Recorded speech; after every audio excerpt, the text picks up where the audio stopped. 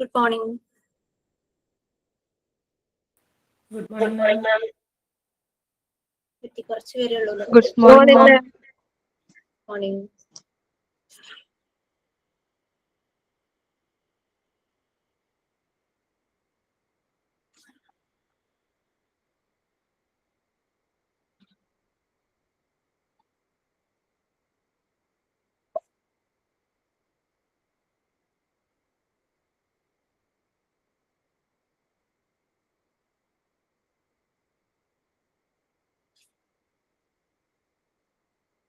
കൃഷ്ണേന്ദു പേര് എന്താ പേരിട്ടേക്കുന്നത്?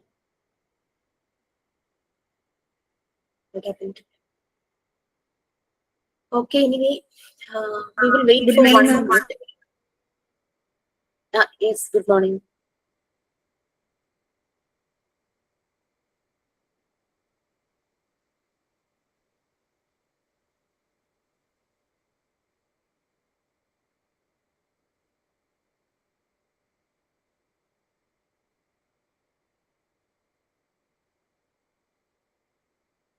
Okay, we can start. Who is going to do prayer?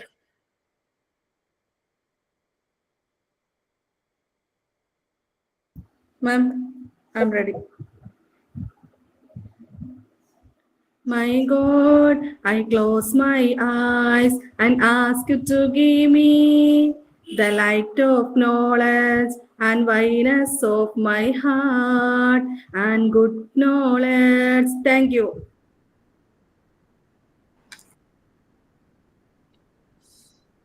Okay, what's next?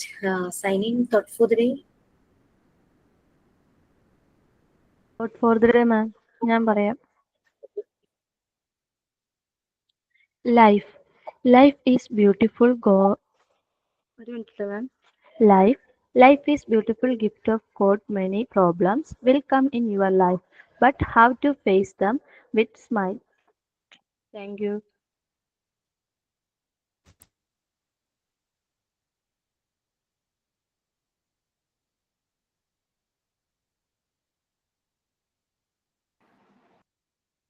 Okay, anything else you want to share, like signing?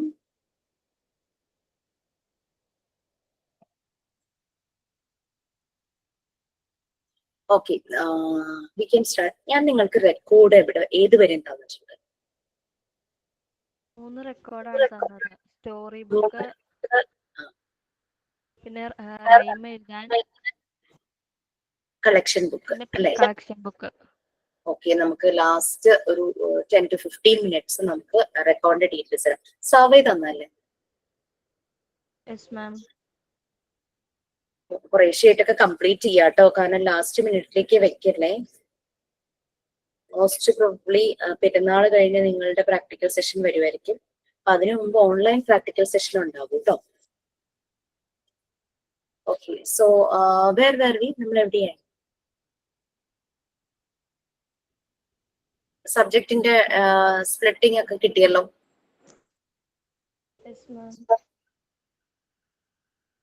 നമ്മൾ എവിടെയായി? Prepared environment കഴിഞ്ഞിട്ടില്ലല്ലോ ma'am. നമ്മുടെ basic റൂൾസിന്റെ use of Montessori materials കഴിഞ്ഞ തവണത്തെ പറഞ്ഞുകൊണ്ടിരുന്നത്. അതില് ഫസ്റ്റ് പറഞ്ഞു, ഇനി സെക്കൻഡ് പറയാനുള്ളത്.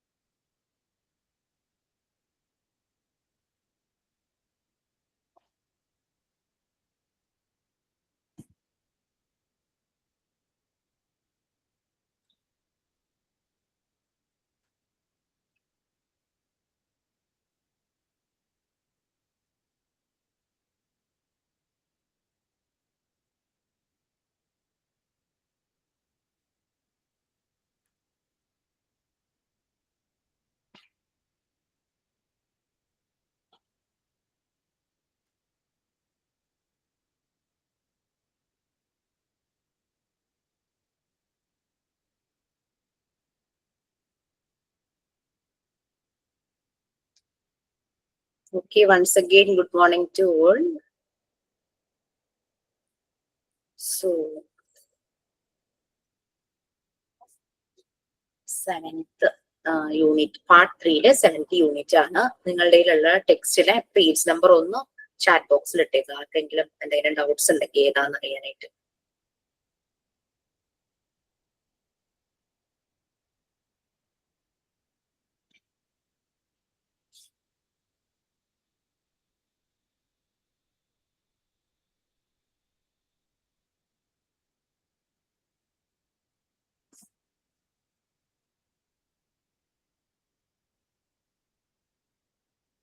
Basic rules in the use of Montessori materials അല്ലെ നമ്മളിപ്പോ പറഞ്ഞുകൊണ്ടിരിക്കുന്നത്. അതെ മാം, അതെ.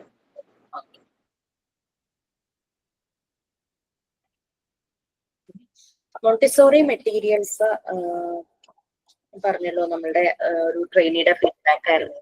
ഇത്രയും ആലോചിച്ച് ഇങ്ങനെ ഈ മെറ്റീരിയൽസ് ഡിസൈൻ ചെയ്ത് തലയെ സമ്മതിക്കണം എന്ന് മറിയ മോണ്ടിസോറിയെ. ബട്ട് മറിയ മോണ്ടിസോറിയെ ഫോളോ ചെയ്ത് പിന്നീട് വന്ന ആളുകളെല്ലാം അതിലെ മോഡിഫിക്കേഷൻസും എല്ലാം നടത്തിയിരുന്നു. സോ നമുക്ക് ശരിക്കും ഒരു ഹാറ്റ്സ് ഓഫ്, അല്ലെങ്കിൽ ഇത്രയും കാലം ആ ഒരു മെത്തേഡ് പ്രത്യേകിച്ചും എഡ്യൂക്കേഷൻ സിസ്റ്റത്തിൽ നിലനിന്ന് കാലാകാലങ്ങളിൽ മാറിക്കൊണ്ടിരിക്കുന്നതാണല്ലോ എഡ്യൂക്കേഷൻ സിസ്റ്റം എന്ന് പറയുന്നത്.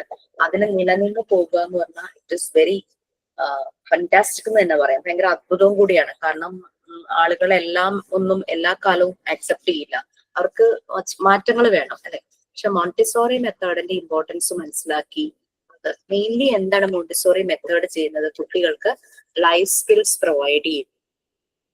ഒരു കുട്ടിക്ക് അവരുടെ ഏജിനനുസരിച്ച് എന്തെല്ലാം ആക്ടിവിറ്റീസ് ചെയ്യാം, അതെല്ലാ ഏരിയയിലും, ലാംഗ്വേജിലാണെങ്കിലും പ്രാക്ടിക്കൽ ലൈഫിലാണെങ്കിലും അവന്റെ മൂവ്മെന്റിലാണെങ്കിലും അവന്റെ ആക്ഷൻസിലാണെങ്കിലും എന്തെല്ലാം ചെയ്യാൻ പറ്റും അതെല്ലാം കുട്ടികളെ കൊണ്ട് ചെയ്യിക്കുന്നു. നമുക്ക് നമ്മളുടെ വീട്ടിൽ നിന്നും ഇത് സ്റ്റാർട്ട് ചെയ്യാം.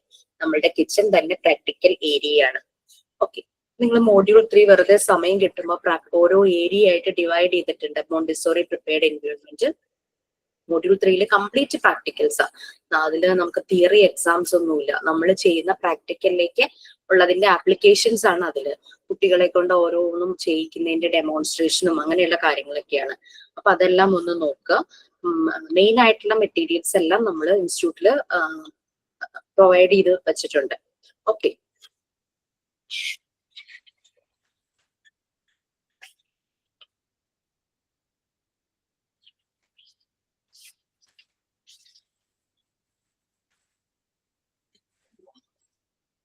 basic rules in the use of Montessori materials. നമ്മൾക്ക് ഷോപ്പിലൊക്കെ പോയി കഴിഞ്ഞ് കഴിഞ്ഞാൽ ഇഷ്ടംപോലെ ടോയ്സ് കാണും കുട്ടികൾക്ക് അല്ലെ. ഇപ്പൊ ചില ടോയ്സിലൊക്കെ ഏജും കൂടെ സ്പെസിഫൈ ചെയ്തിട്ടുണ്ട്. Age 1+, age 2+, age above 3, age above 5 എന്നൊക്കെ പറഞ്ഞിട്ട് അങ്ങനെയൊക്കെ മാർക്ക് ചെയ്തിട്ടുണ്ട്. നമുക്കൊരു കുട്ടിക്ക് ഗിഫ്റ്റ് ചെയ്യാനായിട്ട് നമുക്ക് ഏജ് അനുസരിച്ച് നമുക്ക് ടോയ്സ് വാങ്ങാനായിട്ട് പറ്റും അല്ലെ. നോട്ട് ഈവൻ എല്ലാ കാര്യങ്ങളിലും ഈ കുട്ടികളുടെ ഏജുമായിട്ട് നല്ല കൂടെ കണക്ട് ചെയ്ത് പറയുന്നുണ്ട്. നമ്മളിപ്പോ ഒരു മൂവി കാണാൻ പോകുമ്പോൾ suitable for 18+ അങ്ങനെയൊക്കെ ആയിരിക്കും കൊടുത്തിരിക്കുന്നത്. അല്ലെങ്കിൽ under the guidance of parents കുട്ടികൾ ഇത് വെയർ ചെയ്യണം, ആ രീതിയിലൊക്കെ ഉള്ള ഒരു സ്റ്റാറ്റുവറി വാർണിംഗ് ഒക്കെ നമുക്ക് മൂവീസിൽ കാണാൻ പറ്റും. പിന്നെ കുട്ടികൾ ചില ഗെയിംസ് ഒക്കെ ഡൗൺലോഡ് ചെയ്യാൻ പോകുമ്പോൾ അവിടെയും ഇതുപോലെ വാർണിംഗ് ഒക്കെ ഉണ്ടായിരിക്കും. ഇത്ര ഏജിന് മുകളിലുള്ള കുട്ടികൾ with the consent of parent എന്നൊക്കെ പറഞ്ഞിട്ടൊരു വാർണിംഗ് പോലെയൊക്കെ തോന്നും. അതുപോലെ തന്നെയാണ് മോണ്ടിസോറി മെറ്റീരിയൽസ് സ്പെഷ്യൽ പർപ്പസ് ആ രീതിയിൽ തന്നെയാണ് ഡിസൈൻ ചെയ്തിരിക്കുന്നത്. നമുക്കറിയാം മോണ്ടിസോറി ക്ലാസ് റൂമിൽ 3 വയസ്സ് തുടങ്ങി 6 ഇയേഴ്സ് പോട്ടെ 2.5 വയസ്സ് തുടങ്ങി 6 ഇയേഴ്സിലുള്ള കുട്ടികളാണ്. അപ്പൊ പല ഏജ് ഗ്രൂപ്പാണ്, പല ഇന്റലക്ച്വൽ ലെവൽ പല രീതിയിലുള്ള കുട്ടികളായിരിക്കും. അപ്പൊ ഓരോ കുട്ടിയുടെയും ഏജ് അനുസരിച്ചല്ല ശരിക്കും അവിടെ മെറ്റീരിയൽസ് പ്രൊവൈഡ് ചെയ്യുന്നത്. കുട്ടിയുടെ ഏജ് ഒരു ഫാക്ടർ തന്നെയാണ്. പക്ഷെ ചില കുട്ടികൾ പെട്ടെന്ന് ആക്ടിവിറ്റീസ് ചെയ്യാനായിട്ട് തുടങ്ങും.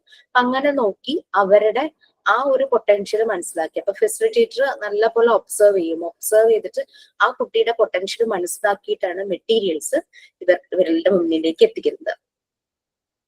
അപ്പൊ നിങ്ങൾക്കൊരു സംശയം തോന്നുന്നു, ഇവിടെ ഫ്രീഡം ഉണ്ട്, ഫ്രീഡം ഓഫ് ചോയ്സ്. കുട്ടി പോയി മെറ്റീരിയൽസ് എടുക്കുന്നു, ചിലപ്പോൾ അതിന്റെ ഒരു അട്രാക്റ്റീവ് നേച്ചർ കളറൊക്കെ കണ്ടിട്ടായിരിക്കും കുട്ടികൾ പോയി എടുക്കുന്നത്. പക്ഷെ അവൻ ആ ആക്ടിവിറ്റി ചെയ്യാനുള്ള ഒരു ഏജ് ആയിട്ടില്ലെങ്കിൽ അവിടെ അപ്പൊ ഫെസിലിറ്റേറ്റർക്ക് ഇന്റർവ്യൂ ചെയ്യാം, ഇടപെടാം. എന്നിട്ട് അതിനു മുമ്പ് ആ ഒരു ആക്ടിവിറ്റി ആയിട്ടില്ലെങ്കിൽ അതിനു മുമ്പ് അവന് ചെയ്യാൻ പറ്റുന്നതിലേക്ക് അവന്റെ ശ്രദ്ധ കൊണ്ടുപോകാം. ഇൻട്രസ്റ്റ് ഉണ്ടാക്കിക്കാം. അതിൽ ഒരു ഡെമോ കൊടുത്ത് ഇൻട്രസ്റ്റ് ഉണ്ടാക്കിക്കാം. അത് ചെയ്ത് പ്രാക്ടീസ് ആകുമ്പോൾ, ഫോർ എക്സാമ്പിൾ മാത്തമാറ്റിക്കൽ ഏരിയയില് നമുക്ക്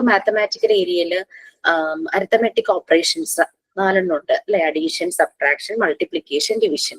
ഈ നമ്മൾ എന്തായാലും ആദ്യം അഡീഷൻ ആണ് പഠിക്കുന്നത്. അപ്പൊ അഡീഷനിലേക്ക് എത്തുന്നതിന് മുമ്പ് കുട്ടികൾ നിർബന്ധമായിട്ടും നമ്പർ ഫെമിലറൈസേഷനും കൗണ്ടിങ്ങും അറിഞ്ഞിരിക്കണം. ഇതൊന്നും അറിയാത്തൊരു കുട്ടിക്ക് അഡീഷൻ ചെയ്യാൻ പറ്റില്ല. ഈവൻ ദോ സ്ട്രിപ്സ് യൂസ് ചെയ്തിട്ടാണ് നമ്മൾ അഡീഷൻ ചെയ്യുന്നത്. സ്ട്രിപ്പിൽ ഇങ്ങനെ നമ്പേഴ്സ് എഴുതിയിട്ടുണ്ടാവും, അത് യൂസ് ചെയ്തിട്ടാണ് അഡീഷൻ ചെയ്യുന്നതെങ്കിൽ പോലും നമ്പർ അറിയാത്ത, സ്ട്രിപ്പിൽ എഴുതിയിരിക്കുന്ന നമ്പർ വായിക്കാൻ പറ്റണമല്ലോ. ഇപ്പൊ 5+4 ചെയ്യണമെങ്കിൽ 5 എന്നുള്ള സ്ട്രിപ്പും 4 എന്നുള്ള സ്ട്രിപ്പും എടുക്കണം എന്ന് അറിയാൻ പറ്റണം. സോ അതിന് നമ്പർ അറിയണം, പിന്നെ കൗണ്ടിങ് അറിയണം. ആഡ് ചെയ്ത് കഴിയുമ്പോൾ ബോക്സസ് ഒന്ന് കൗണ്ട് ചെയ്ത് നോക്കി വെരിഫൈ ചെയ്യണമെങ്കിൽ കൗണ്ടിങ് അറിയണം. ഇത് രണ്ടും ബേസിക് ആണ് മാത്തമാറ്റിക്കൽ ഏരിയയില്. അപ്പൊ അത് ചെയ്തിട്ട് ആ കുട്ടിക്ക് ബോർഡ് ആപ്ലിക്കേഷൻസിലേക്ക് പോകാൻ പറ്റുള്ളൂ. അപ്പൊ അതൊരു എക്സാമ്പിൾ ആയിട്ട് ഞാൻ പറഞ്ഞു. ഒരു സ്പെഷ്യൽ പർപ്പസ്, ഒരു സീരിയസ് പർപ്പസ് എന്ന രീതിയിലാണ് ഡിസൈൻ ചെയ്ത് വെച്ചിരിക്കുന്നത്. കുട്ടിയുടെ സൈക്കിക് ഡെവലപ്മെന്റ്, മാനസികമായ വളർച്ചയ്ക്ക് സഹായിക്കുന്ന രീതിയിലാണ് അത് ഡിസൈൻ ചെയ്തിരിക്കുന്നത്. ഞാൻ ഇത് നമ്മുടെ ഈ മെറ്റീരിയൽസിന്റെ ഡീറ്റെയിൽസ് ഇങ്ങനെ ജസ്റ്റ് ഓഫീസിൽ ഇങ്ങനെ സ്റ്റാഫൊക്കെ ആയിട്ട് ഇങ്ങനെ സംസാരിച്ചുകൊണ്ടിരുന്നപ്പോ സ്റ്റാഫിലുണ്ടായിരുന്നൊരു ഒരു പയ്യൻ മാരേജ് ചെയ്ത ഒരു കുഞ്ഞ്, ഒരു വയസ്സുള്ള മോനായിട്ടുള്ളൂ കേട്ടോ. അപ്പൊ അത് എന്നോട് പറഞ്ഞു, ടീച്ചറെ ഇത് എന്തൊരു ഈസിയാണ്, നമ്മളൊക്കെ പഠിക്കുന്ന സമയത്ത് എന്ത് കഷ്ടപ്പെട്ട ഇതെല്ലാം പഠിച്ചത്, ഈ അഡീഷനും മൾട്ടിപ്ലിക്കേഷനും ഒക്കെ എന്ത് കഷ്ടപ്പെട്ട പഠിച്ചത്. ഇപ്പൊ മോൻ ഇങ്ങനെ വളർന്നു വരുവാണല്ലോ. അച്ഛൻ കാർപ്പൻറ്ററാ. അപ്പം അച്ഛനോട് പറഞ്ഞിട്ട് നമ്മുടെ ഇതെല്ലാം വുഡൻ, നിങ്ങൾക്ക് ഞാൻ പല പ്രാവശ്യം പറഞ്ഞിട്ടുണ്ടെന്ന് തോന്നുന്നു, നാച്ചുറൽ ഒബ്ജക്ട്സ് കൊണ്ടാണ് ഉണ്ടാക്കിയിരിക്കുന്നത്, കൂടുതലും വുഡ് കൊണ്ടുള്ളതാണ്. അപ്പൊ അച്ഛനോട് പറഞ്ഞ് ഇതുപോലെ എല്ലാം ഉണ്ടാക്കിക്കാന്നും പറഞ്ഞ അതിന്റെയൊക്കെ പിക്ചേഴ്സ് എടുക്കുന്നുണ്ടായിരുന്നു. ശരിക്കും അതെ, നമുക്ക് അങ്ങനെ ഒരു ഓപ്ഷൻ നമ്മുടെ വീടിനടുത്ത് ഒരു വർക്ക്ഷോപ്പ് പോലെ ഉണ്ടെങ്കിൽ അവർക്ക് വേസ്റ്റ് ആയി പോകുന്ന കുറേ പീസ് ഉണ്ടാവും, വുഡൻ പീസസ്. വീട്ടിൽ നിന്ന് ആരെങ്കിലും ഇപ്പം ഹസ്ബൻഡിനെയോ ബ്രദറിനെയോ ആരെങ്കിലും ഒന്ന് കൂട്ടിയിട്ട് പോവുകയാണെങ്കിൽ നിങ്ങൾക്ക് കാര്യങ്ങൾ അറിയാമല്ലോ. അപ്പൊ അത് വെച്ചിട്ട് നമുക്കത് ഉണ്ടാക്കിക്കാം. നല്ല അക്രിലിക് പെയിന്റ് വെച്ചിട്ട് അത് പെയിന്റ് ചെയ്താൽ മതി. എന്നിട്ട് വാർണിഷ് അടിച്ചു കഴിഞ്ഞാൽ ഇങ്ങനെ നഖം കൊണ്ട് ചുരണ്ടിയാൽ പോലും ആ പെയിന്റ് പോവില്ല. അപ്പൊ അങ്ങനെയൊക്കെ നമുക്ക് ലോ കോസ്റ്റിൽ ചെയ്തെടുക്കാം. നമ്മളിത് വാങ്ങിക്കുവാണെങ്കിൽ നല്ല കോസ്റ്റ് ആണ്. ഓക്കെ. ഇപ്പൊ മോണ്ടിസോറി മെറ്റീരിയൽസ് ഇങ്ങനെ ഒരു സീരിയസ് പർപ്പസ് ഉദ്ദേശിച്ച് കുട്ടികളുടെ സൈക്കിക് ഡെവലപ്മെന്റിന് വേണ്ടിയിട്ടാണ് ഇത് ഡിസൈൻ ചെയ്തിരിക്കുന്നത്. അപ്പൊ അതുകൊണ്ട് കുട്ടികൾ മാത്രമല്ല, അത് യൂസ് ചെയ്യുന്ന എല്ലാവരും അതിനെ നല്ലതുപോലെ റെസ്പെക്റ്റോട് തന്നെ ട്രീറ്റ് ചെയ്യണം. അങ്ങനെ ഇങ്ങനെ ഡിസ്ട്രോയ് ചെയ്യുന്ന രീതിയിലോ വലിച്ചെറിയുന്ന രീതിയിലോ ഉപയോഗിക്കരുത്. വളരെ സൂക്ഷിച്ച് തന്നെ അത് കൈകാര്യം ചെയ്യണം. They must handle them carefully and only after their use is understood. അതിന്റെ യൂസ് മനസ്സിലാക്കണം. അത് ഹാൻഡിൽ ചെയ്യണമെങ്കിൽ ഈ ഒരു യൂസിനാണ്, ഈ ഒരു പർപ്പസിനാണ് അതുള്ളതെന്ന്. പിന്നെ ഒരു ആക്ടിവിറ്റി ചെയ്യുമ്പോൾ അതിന് വേണ്ടുന്ന മെറ്റീരിയൽസ് മാത്രം കുട്ടികൾ എടുത്തുകൊണ്ട് വരണം. ആ രീതിയിൽ കുട്ടികൾക്കൊരു ഗൈഡൻസ് കൊടുത്തിട്ടുണ്ടായിരിക്കണം. അത് കൊണ്ടുവന്ന് വെക്കേണ്ടത് അവിടെ മാറ്റ് ഉണ്ടാവും. ആ മാറ്റ് കൊണ്ടുവന്ന് ഫോൾഡബിൾ മാറ്റ് ആണെങ്കിൽ അതിനെ അൺഫോൾഡ് ചെയ്യുക, റോൾ ചെയ്ത് വെച്ചിരിക്കുന്ന മാറ്റ് ആണെങ്കിൽ അൺറോൾ ചെയ്തിട്ട് അതിന്റെ മുകളിലായിരിക്കും വെക്കേണ്ടത്. അതിന്റെ കാര്യം ഞാൻ പറഞ്ഞിരുന്നല്ലോ. എന്താ മാറ്റ് യൂസ് ചെയ്യുന്നത് കൊണ്ട് അല്ലെങ്കിൽ കൊച്ചു ടേബിൾസ് ഉണ്ടാവും, അത് ഉപയോഗിക്കുന്നതിന് എന്തുകൊണ്ടാണ് അങ്ങനെ ഉപയോഗിക്കുന്നത്? നമ്മള് എപ്പോഴും പറഞ്ഞിരുന്നു കുട്ടികൾക്ക് അവിടെ ഫ്രീഡം ഉണ്ട്. ബട്ട് അതിന്റെ കൂടെ ഒരു കാര്യം കൂടെ നമ്മൾ ചേർത്തിരുന്നു, freedom within the limits. Freedom ഉണ്ടെന്ന് കരുതി അവിടെ മുഴുവൻ ഓടി നടന്നാത്തോ അവിടെ എവിടെയൊക്കെ ഇരുന്ന് ചെയ്യാമെന്നല്ല. ഫ്രീഡം വിത്തിൻ ദ ലിമിറ്റ്സ് അല്ലെ? സോ അവിടെ എങ്ങനെയാന്ന് വെച്ച് കഴിഞ്ഞാല് ഒരു മെറ്റീരിയൽസ് എടുത്ത് ആക്ടിവിറ്റി ചെയ്യുമ്പോൾ കൂടെ ഒരു മാറ്റും കുട്ടികൾ എടുത്തുകൊണ്ട് വരും. മോണ്ടിസോറി പ്രിപ്പയർഡ് എൻവയോൺമെന്റിൽ അവിടെ എവിടെയായിട്ട് മാറ്റ് വെച്ചിട്ടുണ്ടാവും. മടക്കി വെക്കുന്നതാണെങ്കിൽ അങ്ങനെ മടക്കി വെച്ചിട്ടുണ്ടാവും, റോൾ ചെയ്ത് വെക്കുന്നതാണെങ്കിൽ റോൾ ചെയ്ത് വെച്ചിട്ടുണ്ടാവും. അപ്പൊ കുട്ടി ഒരു മാറ്റ് എടുത്തുകൊണ്ട് വന്നിട്ട് മാറ്റ് സ്പ്രെഡ് ചെയ്തിട്ട് ഈ മെറ്റീരിയൽ അതിന്റെ മുകളിൽ വെക്കും. അപ്പൊ കുട്ടി ഒരു ലിമിറ്റഡ് സ്പേസിലാണ് ആക്ടിവിറ്റി ചെയ്യാൻ പോകുന്നത്. ആ മാറ്റിന് പുറത്തേക്ക് മെറ്റീരിയൽസ് പോകരുത്. ചിലത് ഇങ്ങനെ ഉരുണ്ടു പോകുന്ന ടൈപ്പ് ഉണ്ടാവും, ആ ഷേപ്പ് ഉള്ളത് ഉണ്ടാവും. അപ്പൊ അത് അങ്ങനെ പോകാതിരിക്കാൻ വേണ്ടിയിട്ടാണ് അങ്ങനെ പോകാതിരിക്കാൻ വേണ്ടിയിട്ടാണ് മാറ്റ് പ്രൊവൈഡ് ചെയ്യുന്നത്. അത് മാത്രമല്ല, ഫ്രീഡം വിത്തിൻ ദ ലിമിറ്റ്സ് ആണ്. അതിന്റെ ഔട്ട്സൈഡിലേക്ക് കുട്ടിയുടെ ആക്ടിവിറ്റി പോകില്ല. അപ്പൊ തൊട്ടടുത്തിരിക്കുന്ന കുട്ടിക്കും ഡിസ്റ്റർബൻസ് ഉണ്ടാവില്ല. തൊട്ടടുത്തിരിക്കുന്ന കുട്ടികളെല്ലാം ഇങ്ങനെ മാറ്റിൽ അല്ലെങ്കിൽ ചെറിയൊരു ടേബിളിലായിരിക്കും ചെയ്യുന്നത്. അതിനപ്പുറത്തേക്ക് അവർക്കൊരു ലോകമില്ല. അവരുടെ ആ വേൾഡ് അവിടെ അങ്ങ് ചുരുങ്ങും. അപ്പോൾ അടുത്തിരിക്കുന്ന ആൾക്കൊരു ഡിസ്റ്റർബൻസ് ഉണ്ടാവില്ല. അതാണ്. അപ്പൊ അതാണ് മാറ്റ് വളരെ ഇമ്പോർട്ടന്റ് ആണ്. മോണ്ടിസോറി പ്രിപ്പയർഡ് എൻവയോൺമെന്റിൽ മാറ്റിന്റെ ഇമ്പോർട്ടൻസ് വളരെ കൂടുതലാണ്. കുട്ടികളിൽ ഡിസിപ്ലിൻ, ഓർഡർ ഇതെല്ലാം ഫോം ചെയ്യുന്നത്, ഒബീഡിയൻസ് എല്ലാം ഫോം ചെയ്യുന്നതിന്റെ ഒരു ബേസിക് ഫാക്ടറാണ് മാറ്റ് എന്ന് നമുക്ക് പറയാം. നെക്സ്റ്റ് ഒരു 3 പോയിന്റ്സ് ഉണ്ട്, ആരെങ്കിലും ഒന്ന് വായിക്കാമോ? Can see the bullet points. മാം ഞാൻ വായിച്ചോട്ടെ. Thank you. When they have finished using the materials, the children must return it to the shelves, leaving the materials in good order for the next child. Fourth, the introduction of new material to the child is called the fundamental lesson. The goal is not only to present the child with the key to the materials and their possibilities, but also to enable the teacher to discover the child's inner progress and therefore his actual stage of development.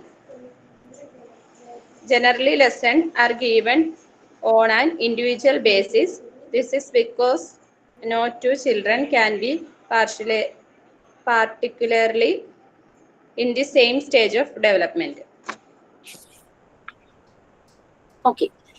അവര് work ചെയ്ത് കഴിഞ്ഞു കഴിഞ്ഞാൽ അത് തിരിച്ച് അവരെവിടെ നിന്നാണോ എടുത്തുകൊണ്ട് വന്നത് ആ ഷെൽഫിൽ തന്നെ കൊണ്ടുപോയി വെക്കും. സോ ആ ഇന്നർ ഡിസിപ്ലിൻ അവർക്ക് ഫോം ചെയ്യുവാണ്. നമ്മള് വീടുകളിലെ കുട്ടികളെ ആ ഒരു ശീലം അവർക്കുണ്ടെങ്കിൽ ചിലപ്പോൾ ടോയ്സ് ഒക്കെ അവരിങ്ങനെ അവിടെ എവിടെയൊക്കെ റൂമിലൊക്കെ ചിന്നി ചിതറി കിടക്കുന്ന അവരുടെ കളി കഴിയുമ്പോഴേക്കും.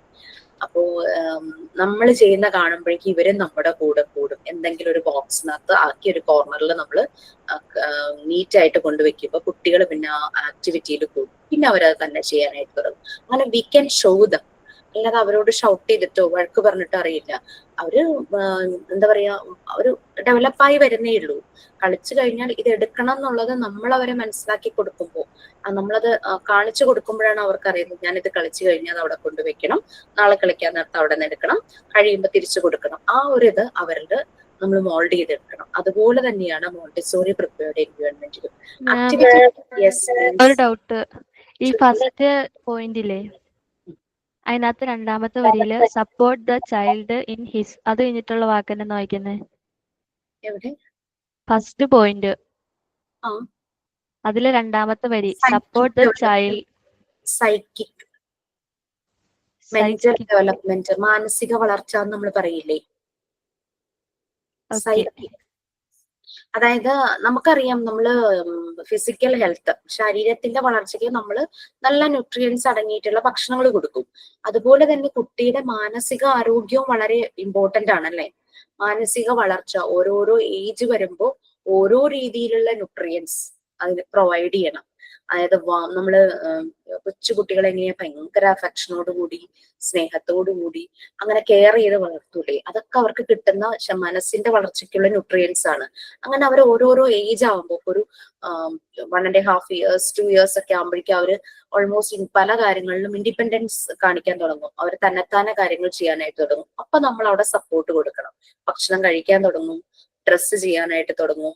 Sometimes they don't know how to open this button എങ്ങനെ ഓപ്പൺ ചെയ്യണം എന്ന് അറിയില്ല. അപ്പൊ നമ്മളൊന്ന് കാണിച്ചു കൊടുക്കുമ്പോഴേക്കും പിന്നെ അവർ അതുപോലെ ശ്രദ്ധിച്ച് ചെയ്യും. ഈ വെലക്രോയുടെ ഒരു പ്രശ്നമുണ്ട്, വല്ലാതെ വലിക്കുമ്പോൾ അത് സ്റ്റിച്ച് ചെയ്ത ഭാഗത്ത് നിന്ന് കീറിപ്പോവാനുള്ള ചാൻസ് ഉണ്ട്. അപ്പൊ നമ്മള് പതുക്കെ നമ്മുടെ ഫിംഗേഴ്സ് അവിടെ ഇങ്ങനെ പിടിച്ചിട്ട് പതുക്കെ അത് ആ ക്ലോത്തില് സ്റ്റിച്ച് ചെയ്ത ഭാഗത്തുനിന്ന് പൊളിഞ്ഞു പോകാത്ത രീതിയിൽ നമ്മളൊരു പ്രഷർ കൊടുത്ത് അതൊക്കെ കുട്ടികളെ കൊണ്ട് ചെയ്യിക്കുമ്പോൾ അവരുടെ ഫിംഗേഴ്സ് കൊണ്ട് അവർ അതുപോലെ തന്നെ ചെയ്യും. സോ അതുപോലെ കുട്ടികളുടെ സൈക്കിക് ഡെവലപ്മെന്റ്, മാനസിക വളർച്ചയ്ക്ക് നമ്മളുടെ ഒരു സപ്പോർട്ട് വേണം. അതുപോലെ തന്നെ അതിനു വേണ്ടി ഡിസൈൻ ചെയ്തിരിക്കുന്നതാണ് മെറ്റീരിയൽസ് എന്നാണ് പറഞ്ഞിരിക്കുന്നത്. ഓക്കെ, അപ്പോൾ ന്യൂട്രിയൻസ് നമുക്ക് 2 കാര്യങ്ങളിൽ പ്രൊവൈഡ് ചെയ്യേണ്ടതുണ്ട്. ഒന്ന് ശരീരത്തിന്റെ വളർച്ചയ്ക്കും, അത് നമുക്ക് നല്ല നല്ല ഭക്ഷണങ്ങളിൽ നിന്ന് കിട്ടും, അല്ലെ, നല്ല ബാലൻസ്ഡ് ആയിട്ട് ന്യൂട്രീഷ്യസ് ആയിട്ടുള്ള ഫുഡ്, വൈറ്റമിനും മിനറൽസും ഫാറ്റ്സും അതുപോലെ തന്നെ കാർബോഹൈഡ്രേറ്റ്സും അവർക്ക് വേണം. പ്രൊട്ടക്റ്റീവ് ഫുഡ് വേണം, ഇമ്മ്യൂണിറ്റി ഉണ്ടാക്കുന്ന തരത്തിലുള്ള ഫുഡ്, അവരുടെ എനർജി കൊടുക്കുന്ന ഫുഡ്, അങ്ങനെ നമ്മൾ അവരുടെ ഓരോ ഏജിനനുസരിച്ച് ഫുഡ് കൊടുക്കാറുണ്ടല്ലോ. അവരുടെ ഡൈജസ്റ്റീവ് ശരിയാവുന്നതിനനുസരിച്ച് തുടക്കത്തിൽ നമ്മൾ ലിക്വിഡ് ഫോമിൽ കൊടുക്കും, പിന്നെ സെമി സോളിഡ് അർദ്ധഖരാവസ്ഥ എന്നൊക്കെ പറയും, നമ്മൾ കുറുക്ക് കൊടുക്കും. കുറച്ച് കഴിഞ്ഞ് നമ്മൾ കഴിക്കുന്ന പോലുള്ള ഭക്ഷണം ചെറിയ ചെറിയ അളവിൽ കൊടുക്കും. അപ്പൊ ആ ശരീരത്തിന്റെ കാര്യം അങ്ങനെ നമുക്ക് നോക്കാൻ അറിയാം. അതുപോലെ തന്നെ കുട്ടികളുടെ മാനസിക വളർച്ചയും സൈക്കിക് ഡെവലപ്മെന്റും വളരെ ഇമ്പോർട്ടന്റ് ആണ്. അതിന് ന്യൂട്രിയൻസ് വേണം. ആ ന്യൂട്രിയൻസ് നമ്മൾ അതിന് വേണ്ടുന്ന ഒരു എൻവയോൺമെന്റ് പ്രിപ്പയർ ചെയ്യണം. നമ്മൾ ഭക്ഷണം സ്പൂണിൽ കൊടുക്കുന്ന പോലെ നമുക്ക് അങ്ങനെ വായിലേക്ക് നിറച്ചു കൊടുക്കാൻ പറ്റുന്നതല്ലല്ലോ മനസ്സിന്റെ ഡെവലപ്മെന്റിന്റെ വളർച്ചയ്ക്ക് ആവശ്യമുള്ള ന്യൂട്രിയൻസ്. അതെന്ന് പറഞ്ഞാൽ പോസിറ്റീവ് ഫാക്ടേഴ്സ് ആണ്. നമ്മളുടെ emotions, positive emotions, positive feelings. നമ്മൾ കുട്ടിയെ കെയർ ചെയ്യുന്നു, കുട്ടിയെ അഫക്ഷനോടെ പെരുമാറുന്നു, നമ്മുടെ സ്നേഹം എക്സ്പ്രസ് ചെയ്യുന്നു. അല്ലെ, എല്ലാരും പറയില്ലേ എക്സ്പ്രസ് ചെയ്യണം, ഉള്ളിൽ വെച്ചിട്ട് കാര്യമില്ല. കുട്ടികളുടെ അടുത്ത് നല്ല ആരുടെ അടുത്തത് നല്ലതുപോലെ പ്രകടിപ്പിക്കണം. എത്ര പ്രായമായ ആൾക്കാരുടെ അടുത്താണെങ്കിലും നല്ലതുപോലെ പ്രകടിപ്പിക്കണം. പിന്നീട് ഒരു കാലത്ത് നമുക്കൊരു ഗിൽറ്റി ഫീലിംഗ് തോന്നരുത്, എനിക്ക് അന്ന് എന്റെ സ്നേഹം കൊടുക്കാമായിരുന്നു എന്ന്. കാരണം നമുക്ക് എന്തെങ്കിലും നഷ്ടപ്പെട്ടതിന് ശേഷം നമ്മൾ അങ്ങനെ ആലോചിച്ചിട്ട് കാര്യമില്ലല്ലോ. അപ്പൊ അതുകൊണ്ട് മാനസിക വളർച്ചയ്ക്കും ന്യൂട്രിയൻസ് ആവശ്യമാണ്. അത് നമ്മൾ നല്ലതുപോലെ മനസ്സിലാക്കണം. ആ ന്യൂട്രിയൻസ് ആണ് പോസിറ്റീവ് ഇമോഷൻസും ഫീലിങ്സുമായിട്ടുള്ള ലവ്, കെയർ, അഫെക്ഷൻ, സപ്പോർട്ട്, അങ്ങനെയുള്ള കാര്യങ്ങൾ. അപ്പൊ മോണ്ടിസോറി മെറ്റീരിയൽസ് ഡിസൈൻ ചെയ്തിരിക്കുന്നത് ആ പർപ്പസോട് കൂടിയാണ്. കുട്ടികളുടെ സൈക്കിക് ഡെവലപ്മെന്റിന് സപ്പോർട്ട് ചെയ്യുന്ന രീതിയിലാണ് മോണ്ടിസോറി മെറ്റീരിയൽസ് ഡിസൈൻ ചെയ്തിരിക്കുന്നത്. അത് കുട്ടികൾക്ക് ഭയങ്കരമായിട്ട് എക്സ്പ്ലോർ ചെയ്യാനുള്ള ടെൻഡൻസി ഉണ്ട്. അത് കുട്ടികൾക്ക് മാത്രമല്ല എല്ലാ മനുഷ്യർക്കും ഉണ്ട്. ആദിമ മനുഷ്യരുടെ കാര്യം അങ്ങനെയായിരുന്നു അല്ലെ. അവരൊരു സ്ഥലത്ത് തന്നെ ഇരിക്കില്ലായിരുന്നല്ലോ. അവർ ഫുൾ ഇങ്ങനെ കാടായിരുന്നു, അന്ന് കാട്ടിലൂടെ ഇങ്ങനെ നടക്കും. അവരുടെ നീഡ്സ്, അതായത് അവർക്ക് ഫുഡ് വേണം, വാട്ടർ വേണം, പിന്നെ കുറച്ച് ഡ്രസ്സിന് വേണ്ടിയിട്ട് അവര് മരത്തിന്റെ പാർക്ക് അതൊക്കെ ഇങ്ങനെ ഉരിച്ചെടുക്കാനായിട്ട് തുടങ്ങി, മൃഗങ്ങളുടെ തോല് ഉരിച്ചെടുക്കാനായിട്ട് തുടങ്ങി. അങ്ങനെ ഇവര് എക്സ്പ്ലോർ ചെയ്യുക, കൂടുതൽ കൂടുതൽ ആവശ്യങ്ങൾ, നീഡ്സിന് വേണ്ടിയിട്ട്, ആവശ്യങ്ങൾക്ക് വേണ്ടി എക്സ്പ്ലോർ ചെയ്യുന്നു. അതുപോലെ ആ ടെൻഡൻസിയും കുട്ടികളിലുണ്ട്. ജനിച്ച് വീണ് കുറച്ച് കഴിയുമ്പോഴും കുട്ടികൾ ഈ ടെൻഡൻസി കാണിക്കുക, അവർക്കും എക്സ്പ്ലോർ ചെയ്യാനുള്ള ടെൻഡൻസിയാ. അവരിപ്പം ജനിച്ച ആ വീട്ടിൽ അവര് നടക്കാനും അല്ലെങ്കിൽ മുട്ടിലഴയാനും തുടങ്ങുമ്പോൾ അവരെന്താ ചെയ്യുന്ന, ആ വീടിന്റെ എല്ലാ മുക്കിലും മൂലയിലും പോകില്ലേ. സോ അവരുടെ ലോകം ആ സമയത്ത് ആ വീടായിരിക്കും. അപ്പൊ ആ വീടിന്റെ എല്ലാ ഏരിയയിലും ചെന്ന് കയറുക എന്നുള്ളതാണ് അവരുടെ ഉദ്ദേശം. അപ്പൊ ഈ എക്സ്പ്ലോറേഷൻ കുട്ടികളിലുണ്ട്. അപ്പൊ അതുകൊണ്ടാണ് മറിയ മോണ്ടിസോറി ഈ ടെൻഡൻസീസ് എല്ലാം മനസ്സിലാക്കി, ഈ നീഡ്സ് എല്ലാം മനസ്സിലാക്കി, ഒരു കുട്ടിയുടെ മാനസിക വളർച്ചയ്ക്ക് ആവശ്യമുള്ള സാധനങ്ങൾ എന്തെല്ലാമാണ്, ഏരിയ ഏതൊക്കെയാണ് എന്ന് കണ്ടുപിടിച്ച് ആ ഏരിയനെ 5ആയിട്ട് ഡിവൈഡ് ചെയ്തിട്ട് ഇങ്ങനെയുള്ള മെറ്റീരിയൽസ് ഡിസൈൻ ചെയ്തത്. നിങ്ങൾക്ക് മെറ്റീരിയൽസ് പ്രാക്ടിക്കൽസ് ചെയ്യുമ്പോൾ മനസ്സിലാകും ഓരോ ഏരിയയിലും മെറ്റീരിയൽസിനെ ഡിവൈഡ് ചെയ്ത് വെച്ചിരിക്കുന്നത്. നമുക്ക് 5 സെൻസസ് ഉണ്ട്. ഈ 5 സെൻസസ് വെച്ച് ചെയ്യാൻ പറ്റുന്ന മെറ്റീരിയൽസ് ഉണ്ട്. നമുക്ക് ലാംഗ്വേജ് ഏരിയയിലെ മെറ്റീരിയൽസ് ഉണ്ട്, മാത്തമാറ്റിക്കൽ ഏരിയയിലെ മെറ്റീരിയൽസ് ഉണ്ട് അല്ലെ. അതുപോലെ തന്നെ സയൻസ്, കൾച്ചറൽ ഏരിയയിലെ മെറ്റീരിയൽസ് ഉണ്ട്. അത് നമുക്ക് പിന്നെയും പെട്ടെന്ന് റിലേറ്റ് ചെയ്യാൻ പറ്റും. നമ്മുടെ വീട്ടിലുള്ള കാര്യങ്ങളൊക്കെ തന്നെയാണ്. ഗാർഡൻ, പിന്നെ ചിലർ ഗ്ലോബ് വീട്ടിൽ വാങ്ങിക്കും അല്ലെ. മാപ്പ് ഉണ്ടാകും, കേരളത്തിന്റെ മാപ്പ്, ഇന്ത്യയുടെ മാപ്പ്, ലോകത്തിന്റെ മാപ്പ് എന്നൊക്കെ പറഞ്ഞിട്ട്, അല്ലെങ്കിൽ ഓരോ കോണ്ടിനെന്റിന്റെ മാപ്പ് സെപ്പറേറ്റ്. അതൊക്കെ നമുക്കൊരു ഇൻട്രസ്റ്റ് ആയിരുന്നു. പിന്നെ നമ്മൾ പലപ്പോഴും കോയിൻസ്, പല രാജ്യങ്ങളിലെ കോയിൻ കാണാനായിട്ട് ഇഷ്ടപ്പെടും, പല രാജ്യങ്ങളിലെ സ്റ്റാമ്പ് കാണാനായിട്ട് ഇഷ്ടപ്പെടും. ചിലർ അത് ഹോബി ആയിട്ട് എന്റെ കളക്ഷൻ തുടങ്ങും. ഇതൊക്കെ ആളുകളുടെ ഓരോ ടെൻഡൻസിയാ, മനുഷ്യരുടെ ഓരോ ടെൻഡൻസിയും ഇൻട്രസ്റ്റുമാണ്. കുട്ടികളിലും അതുണ്ട്. അവരുടെ ആ ഒരു പൊട്ടൻഷ്യൽ ഏതാന്ന് മനസ്സിലാക്കി അതിലേക്ക് അവരെ ട്രിഗർ ചെയ്യാന്നുള്ളതാണ് മറിയ മോണ്ടിസോറി അന്ന് പറഞ്ഞു വെച്ചത്. അപ്പം 6 years വരെ അവർ ഈ എൻവയോൺമെന്റിൽ വളരുമ്പോ അവർ പിന്നെ വേറെ ഒരു ഡിഫറെന്റ് സ്കൂളിലേക്ക് പോയാൽ പോലും അവർക്ക് ഭയങ്കര കോൺഫിഡൻസ് ആയിരിക്കും. അവരെ സംബന്ധിച്ച് കൺഫ്യൂഷൻസ് ഇല്ല. അവരുടെ കോൺഫിഡൻസ് ലെവൽ നല്ല പോലെ ബിൽഡ് ചെയ്യും ഈ ഒരു പ്രിപ്പയർഡ് എൻവയോൺമെന്റ് ആകുമ്പോൾ. അവർക്ക് ക്രിയേറ്റീവായിട്ട് അവരുടെ ക്രിയേറ്റിവിറ്റി ഒന്നും ഒരു ബ്ലോക്കും ഉണ്ടാവില്ല, ഒരു നല്ലതുപോലെ. അപ്പൊ അങ്ങനെ അഡൾട്ട് ആവുമ്പോഴേക്കും അവര് അഡൾട്ട് ആവുന്നത് വരെയുള്ള ഓരോ സ്റ്റേജിലും അവർക്ക് ഉണ്ടാകുന്ന ചേഞ്ചസ് നല്ല രീതിയിൽ വരും എന്നാണ് മോണ്ടിസോറിയുടെ ഒബ്സർവേഷൻ. അങ്ങനെ തന്നെയാണ്. ഞാനത് കഴിഞ്ഞ ക്ലാസ്സിൽ പറഞ്ഞല്ലോ, എൻ്റെ ഒരു ഫ്രണ്ടിന്റെ 2 മക്കള് ഒരു മോണ്ടിസോറി സ്കൂളിലായിരുന്നു പഠിച്ചത്. ശരിക്കും ഈ ഫ്രണ്ടിന് യാതൊരു കഷ്ടപ്പാടും പിന്നെ ഉണ്ടായില്ല. അവരവരുടെ വഴി തന്നെ കണ്ടുപിടിച്ച് അങ്ങനെ പോവുമായിരുന്നു ഈ കുട്ടികള്. ഓക്കെ, അപ്പം നമ്മൾ പറഞ്ഞു കഴിഞ്ഞു കഴിയുമ്പോൾ അവർ ഷെൽഫിൽ തന്നെ കൊണ്ടുവയ്ക്കും. അപ്പൊ അവരെല്ലാം ഡിസിപ്ലിൻ, ആ ഒരു സിസ്റ്റമാറ്റിക് ആയിട്ട് അവർ കാര്യങ്ങൾ ചെയ്യുന്നു, അതെല്ലാം വരും. ഇനി പുതിയ മെറ്റീരിയൽ നമ്മൾ കുട്ടികൾക്ക് ഇൻട്രൊഡ്യൂസ് ചെയ്യും. കാരണം ഒന്നും അറിയാതെയല്ല ഇവർ ഈ വന്ന് ഈ ആക്ടിവിറ്റി ചെയ്യുന്നത്. നമ്മളുടെ റോൾ എന്ന് പറഞ്ഞു കഴിഞ്ഞാൽ ആസ് എ ഫെസിലിറ്റേറ്റർ നമ്മൾ ഈ കുട്ടികളെ ഒബ്സർവ് ചെയ്തുകൊണ്ടിരിക്കും. ലൈക്ക് അവര് ഈ ആക്ടിവിറ്റി ചെയ്യാൻ റെഡി ആയോ എന്നുള്ളത് ആ ഒരു ഒബ്സർവേഷനിലൂടെ. ഇപ്പൊ ലാംഗ്വേജ് ഏരിയയിലെ ആക്ടിവിറ്റിക്ക് അവർ റെഡി ആയോ എന്നുള്ളത് നമ്മൾ ഒബ്സർവ് ചെയ്യുമ്പോൾ നമുക്ക് മനസ്സിലാവും ആ കുട്ടി റെഡി ആയിട്ടുണ്ട്. അപ്പൊ നമ്മൾ ആ സമയത്ത് ലാംഗ്വേജ് ഏരിയയിൽ ഒരു അപ്പാരറ്റസ് ആ കുട്ടിക്ക് ഇൻട്രൊഡ്യൂസ് ചെയ്യും. അപ്പൊ കുട്ടി അതിൽ ഇൻട്രസ്റ്റഡ് ആണെങ്കിൽ കുട്ടി ഇരുന്ന് അതിന്റെ ആക്ടിവിറ്റി സ്റ്റാർട്ട് ചെയ്യാനായിട്ട് തുടങ്ങും. ഇൻട്രസ്റ്റ് കൂടുമ്പോൾ റിപ്പീറ്റ് ചെയ്യാനായിട്ട് തുടങ്ങും. അങ്ങനെ അത് കറവാകും. അതിനെ പറയുന്നതാണ് അങ്ങനെ കുട്ടികൾക്ക് ഇൻട്രൊഡ്യൂസ് ചെയ്യുമ്പോൾ, അതായത് ഫസ്റ്റ് ഈ പുതിയൊരു മെറ്റീരിയൽ കുട്ടിക്ക് ഇൻട്രൊഡ്യൂസ് ചെയ്യുന്നതിനാണ് ഫണ്ടമെന്റൽ ലെസൺ എന്ന് പറയുന്നത്. ഫണ്ടമെന്റൽ ലെസൺ എന്ന് പറയുന്നത് ഈ ആദ്യമായിട്ട് ഇൻട്രൊഡ്യൂസ് ചെയ്യുന്നതാണ്. ഈ ശരിക്കും പറഞ്ഞാൽ ഫണ്ടമെന്റൽ ലെസണിന് 3 ക്യാരക്ടറിസ്റ്റിക്സ് ഉണ്ട്. നെക്സ്റ്റ് പേജിൽ വരുന്നുണ്ട്. പെട്ടെന്ന് ഈ ഫണ്ടമെന്റൽ ലെസൺ എന്ന് വന്നപ്പോൾ ഞാനത് പറയാൻ കാരണം എന്താണെന്ന് വെച്ചാൽ ഞാൻ ക്ലാസ്സിൽ ഇങ്ങനെ എല്ലാ ക്ലാസ്സുകളിലും പറഞ്ഞു പോയിരുന്നു. ഫസ്റ്റ് ബാച്ചിന് ഇത് ക്വസ്റ്റ്യൻ ഇട്ടപ്പോ എത്ര ക്യാരക്ടറിസ്റ്റിക്സ് ഉണ്ടായിരുന്നു എന്നായിരുന്നു ക്വസ്റ്റ്യൻ. അപ്പോ അത് ആരും തന്നെ ശരിയാക്കിയിട്ടില്ല എന്ന് തോന്നുന്നു. അത്രയും ക്യാരക്ടറിസ്റ്റിക്സ് വന്നത് 3 ക്യാരക്ടറിസ്റ്റിക്സ് ഉണ്ട്. ജസ്റ്റ് ഞാൻ ഇപ്പൊ ഇത് വന്നതുകൊണ്ട് പറയാം. ബ്രിവിറ്റി എന്ന് BREVITY നെക്സ്റ്റ് പേജിലുണ്ട്. ബ്രിവിറ്റി എന്ന് പറഞ്ഞു കഴിഞ്ഞാല് ഓരോ ആ ഒരു ഫണ്ടമെന്റൽ ലെസൺ, ഒരു മെറ്റീരിയലിനെ കുറിച്ച് നമ്മളൊരു ഇൻട്രൊഡക്ഷൻ നമ്മൾ കൊടുക്കുക എന്ന് പറയില്ലേ, അതാണ് ഫണ്ടമെന്റൽ ലെസൺ. ഒരു ബേസിക് കൊടുക്കും, ഒരു ബേസ് ഐഡിയ കൊടുക്കുന്നത്. അതിന്റെ 3 ക്യാരക്ടറിസ്റ്റിക്സിൽ ഒന്നാണ് ബ്രിവിറ്റി എന്ന് പറഞ്ഞു കഴിഞ്ഞാൽ നമ്മൾ ബ്രീഫ് ചെയ്യാന്ന് പറയില്ലേ,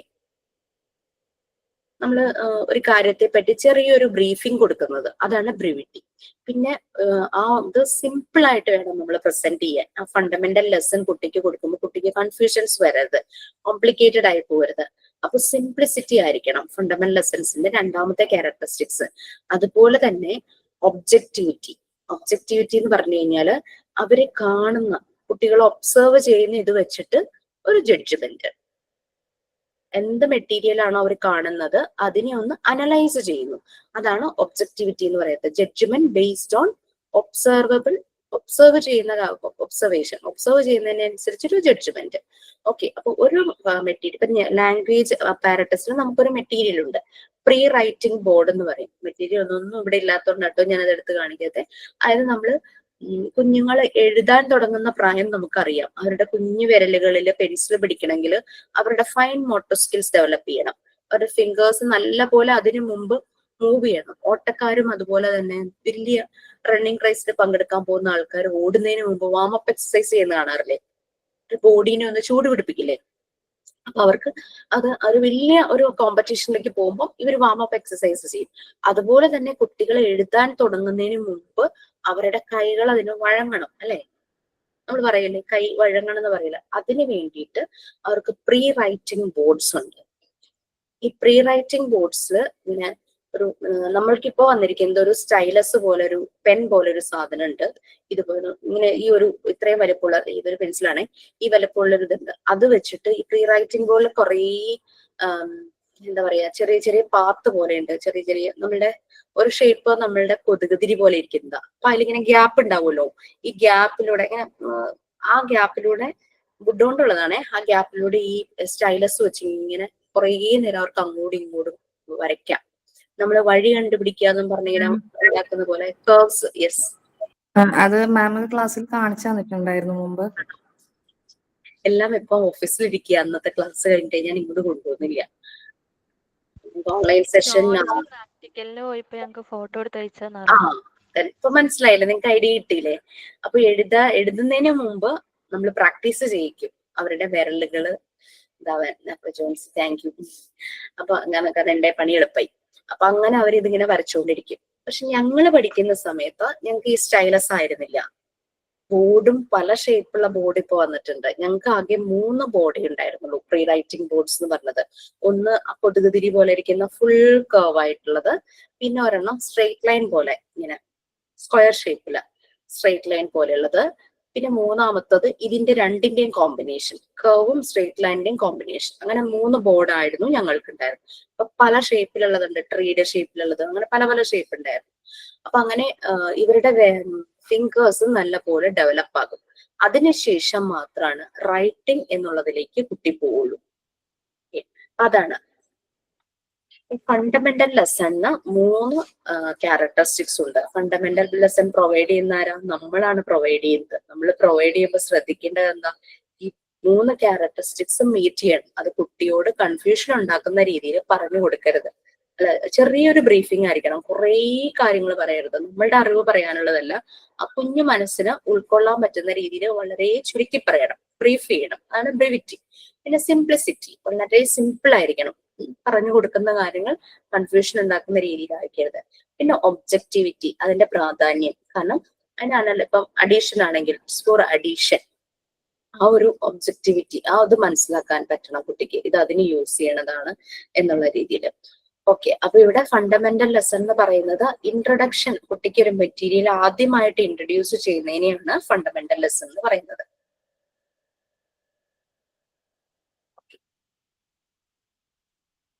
Goal is not only to present the child with the key to the materials and their possibility, but also to enable the teacher to discover the child's inner progress. ഏത് teaching മെത്തേഡിൽ അങ്ങനെയുണ്ട്? ഇതിന്റെ ഉദ്ദേശം, ഈ fundamental ലെസൺസിന്റെ ഉദ്ദേശം എന്ന് പറയുന്നത് കുട്ടിക്ക് ആ മെറ്റീരിയലിനെ പറ്റി പറഞ്ഞു കൊടുക്കാനും അതിന്റെ സാധ്യതകൾ, പോസിബിലിറ്റീസ് മനസ്സിലാക്കാൻ മാത്രമല്ല, ഈ ഫെസിലിറ്റേറ്റർക്ക് കുട്ടിയുടെ ഇന്നർ പ്രോഗ്രസ്, എല്ലാ കുട്ടികളിലും ഡിഫറെന്റ് ആയിരിക്കും അല്ലെ, ആ ഒരു ഇന്നർ പ്രോഗ്രസ്, അവന്റെ ആ ഒരു പൊട്ടൻഷ്യൽ, അതെല്ലാം മനസ്സിലാക്കാനും കൂടിയാണ്. കുട്ടിയുടെ ആക്ച്വൽ ഡെവലപ്മെന്റിന്റെ ഏത് സ്റ്റേജിലാണ് നിൽക്കുന്നത്, ഇപ്പൊ എഴുതാനുള്ളതായി കഴിഞ്ഞു, റീഡിങ്ങിന്റെ ആണോ ആയിരിക്കുന്നത്, അതല്ല ഈ ലാംഗ്വേജിലേക്ക് എത്താറായിട്ടില്ലേ, അങ്ങനെ കുട്ടിയുടെ ആ ഒരു സ്റ്റേജ് ഓഫ് ഡെവലപ്മെന്റ് മനസ്സിലാകാനും കൂടെ സഹായിക്കും. പിന്നെ ഇൻഡിവിജ്വൽ ലേണിംഗ് ആണ് മോണ്ടിസോറി മെത്തേഡിൽ. എല്ലാരെയും കൂടെ ഒരുമിച്ചിരുത്തി ബോർഡിൽ എഴുതി പഠിപ്പിക്കുന്ന ട്രഡീഷണൽ രീതിയല്ല, ഇൻഡിവിജ്വൽ ബേസിസ് ആയിട്ടുള്ള രീതിയിലാണ് ലെസൺസ് പ്രൊവൈഡ് ചെയ്യുന്നത്. ഇതെന്താന്ന് വെച്ച് കഴിഞ്ഞാൽ എന്തുകൊണ്ടാ? എല്ലാ കുട്ടികളും യുണീക്ക് ആണ് അല്ലെ. ഇൻഡിവിജ്വൽ ഡിഫറൻസസ് നമ്മൾ പഠിച്ചു. കുട്ടികളെല്ലാം യുണീക്കാണ്. ഇപ്പൊ ഒരു 3 വയസ്സുള്ള 2 പേരുണ്ടെങ്കിൽ പോലും ഇവരുടെ ഡെവലപ്മെന്റിന്റെ സ്റ്റേജ് ഒരുപോലെ ആകണമെന്നില്ല, ഡിഫറെന്റ് ആയിരിക്കാം. ഇനി 5 വയസ്സുകാരനും 4 വയസ്സുകാരൻ ചിലപ്പോൾ ഒരേപോലെ ആയിരിക്കാം ഡെവലപ്മെന്റ് സ്റ്റേജ്. ചിലപ്പോൾ 4 വയസ്സുകാരൻ 5 വയസ്സുകാരനേക്കാളും കുറച്ചുകൂടെ പ്രൊമിനന്റ് ആയിരിക്കാം ലാംഗ്വേജ് ഏരിയയില്. 5 വയസ്സുകാരൻ ചിലപ്പോൾ അരിത്തമെറ്റിക്, മാത്തമാറ്റിക്കൽ ഏരിയയിലായിരിക്കും കൂടുതൽ പ്രൊമിനന്റ്. അങ്ങനെ അങ്ങനെ കുട്ടികളുടെ ഓരോരുത്തരുടെയും ഇന്നർ പൊട്ടൻഷ്യൽ മനസ്സിലാക്കാനും കൂടിയാണ് ഫണ്ടമെന്റൽ ലെസൺസ്. ഞാൻ പറയുന്നത് എന്താന്ന് വെച്ചാൽ, നമ്മള് ഒരു ഫെസിലിറ്റേറ്റർ ആയിട്ട് അല്ലെങ്കിൽ ഒരു ടീച്ചറായിട്ട് ഒരു സ്കൂളിൽ പോകുമ്പോൾ, അതിപ്പോ ട്രഡീഷണൽ സ്കൂളിലായിക്കോട്ടെ മോണ്ടിസോറി സ്കൂളിലായിക്കോട്ടെ പോകുമ്പോൾ ഇത് നമ്മളെ ഹെൽപ്പ് ചെയ്യും. നമ്മൾ ഒരു കാര്യം പറഞ്ഞു കൊടുക്കുമ്പോൾ ഓരോ കുട്ടിയും അത് ക്യാപ്ചർ ചെയ്യുന്നത്, അവർ അബ്സോർബ് ചെയ്യുന്നത് പല രീതിയിലായിരിക്കും. ഓരോരുത്തരുടെയും പേസ്, ഓരോരുത്തരും അത് മനസ്സിലാക്കുന്ന സ്പീഡ്, ചിലർക്ക് പെട്ടെന്ന് ഐഡിയ കിട്ടും, ചിലർക്ക് പെട്ടെന്ന് കിട്ടില്ല, അങ്ങനെയൊക്കെ അങ്ങനെ വരാം. ഓക്കെ, അപ്പൊ അതുകൊണ്ടാണ് നമ്മളൊക്കെ അപ്പൊ ഓരോ കുട്ടിയുടെയും പൊട്ടൻഷ്യൽ മനസ്സിലാക്കാനായിട്ട് പറ്റും. ചെറിയ ക്ലാസ്സുകളിൽ എന്തായാലും നമ്പർ ഓഫ് സ്റ്റുഡൻസ് കുറവായിരിക്കും, ആ ഒരു രീതിയിലായിരിക്കും. ഈവൻ കൂടുതലാണെങ്കിൽ 30+ ഒക്കെ ഉണ്ടെങ്കിൽ നമുക്ക് സജസ്റ്റ് ചെയ്യാം, ഒരു 20 കുട്ടികൾക്ക് ഒരു ടീച്ചർ എന്നുള്ള രീതിയിൽ ശരിക്കും പാടുള്ളൂ. പക്ഷെ സ്കൂളുകളിൽ സ്റ്റാഫിന് ആ റിസോഴ്സ് കുറയ്ക്കുന്ന ഒരു തെറ്റായ നടപടി ചെയ്യുന്നുണ്ട്. ശരിക്കും ഒരു അസിസ്റ്റന്റ് വേണം, ഒരു ടീച്ചർ അസിസ്റ്റന്റ് കൂടെയെങ്കിലും വേണം 20 കുട്ടികളിൽ മുകളിൽ വന്നു കഴിഞ്ഞാല്. ഓക്കെ, അപ്പൊ ഈ ഫണ്ടമെന്റൽ ലെസൺസിന്റെ ഇൻട്രൊഡക്ഷൻ നമ്മൾ ആ മോണ്ടിസോറി മെറ്റീരിയലിന്റെ ബേസിക് റൂൾസിൽ പറഞ്ഞു. അപ്പൊ അതിന്റെ പറഞ്ഞ കുറച്ച് കാര്യങ്ങളാണ് നെക്സ്റ്റ്. ഫണ്ടമെന്റൽ ലെസൺസ് എന്താണെന്നുള്ളത് താഴെ വരുന്നു. നമുക്കറിയാം എന്താണ് ഫണ്ടമെന്റൽ ലെസൺസ് എന്നുള്ളത്. നമ്മൾ പറഞ്ഞു, ആ മെറ്റീരിയൽസിനെ കുറിച്ച് ഒരു ഇൻട്രൊഡക്ഷൻ, ആദ്യമായ ഒരു കുട്ടിക്ക് കൊടുക്കുന്ന ബേസിക് ആയിട്ടുള്ള ഇൻഫർമേഷൻ ആണ് ഫണ്ടമെന്റൽ ലെസൺ എന്ന് പറയുന്നത്. Okay, we have some certain points. 5 points ഉണ്ട്, 5ഉം ഒരുമിച്ച് വായിക്കോളൂ. Ma'am. Yes, please. The fundamental lessons are defined as, first point, a decisive na lemisa. First point, decisive impression of contact with the external world. It is the clear scientific predetermined character of the contact which categorize it from the mass of indeterminate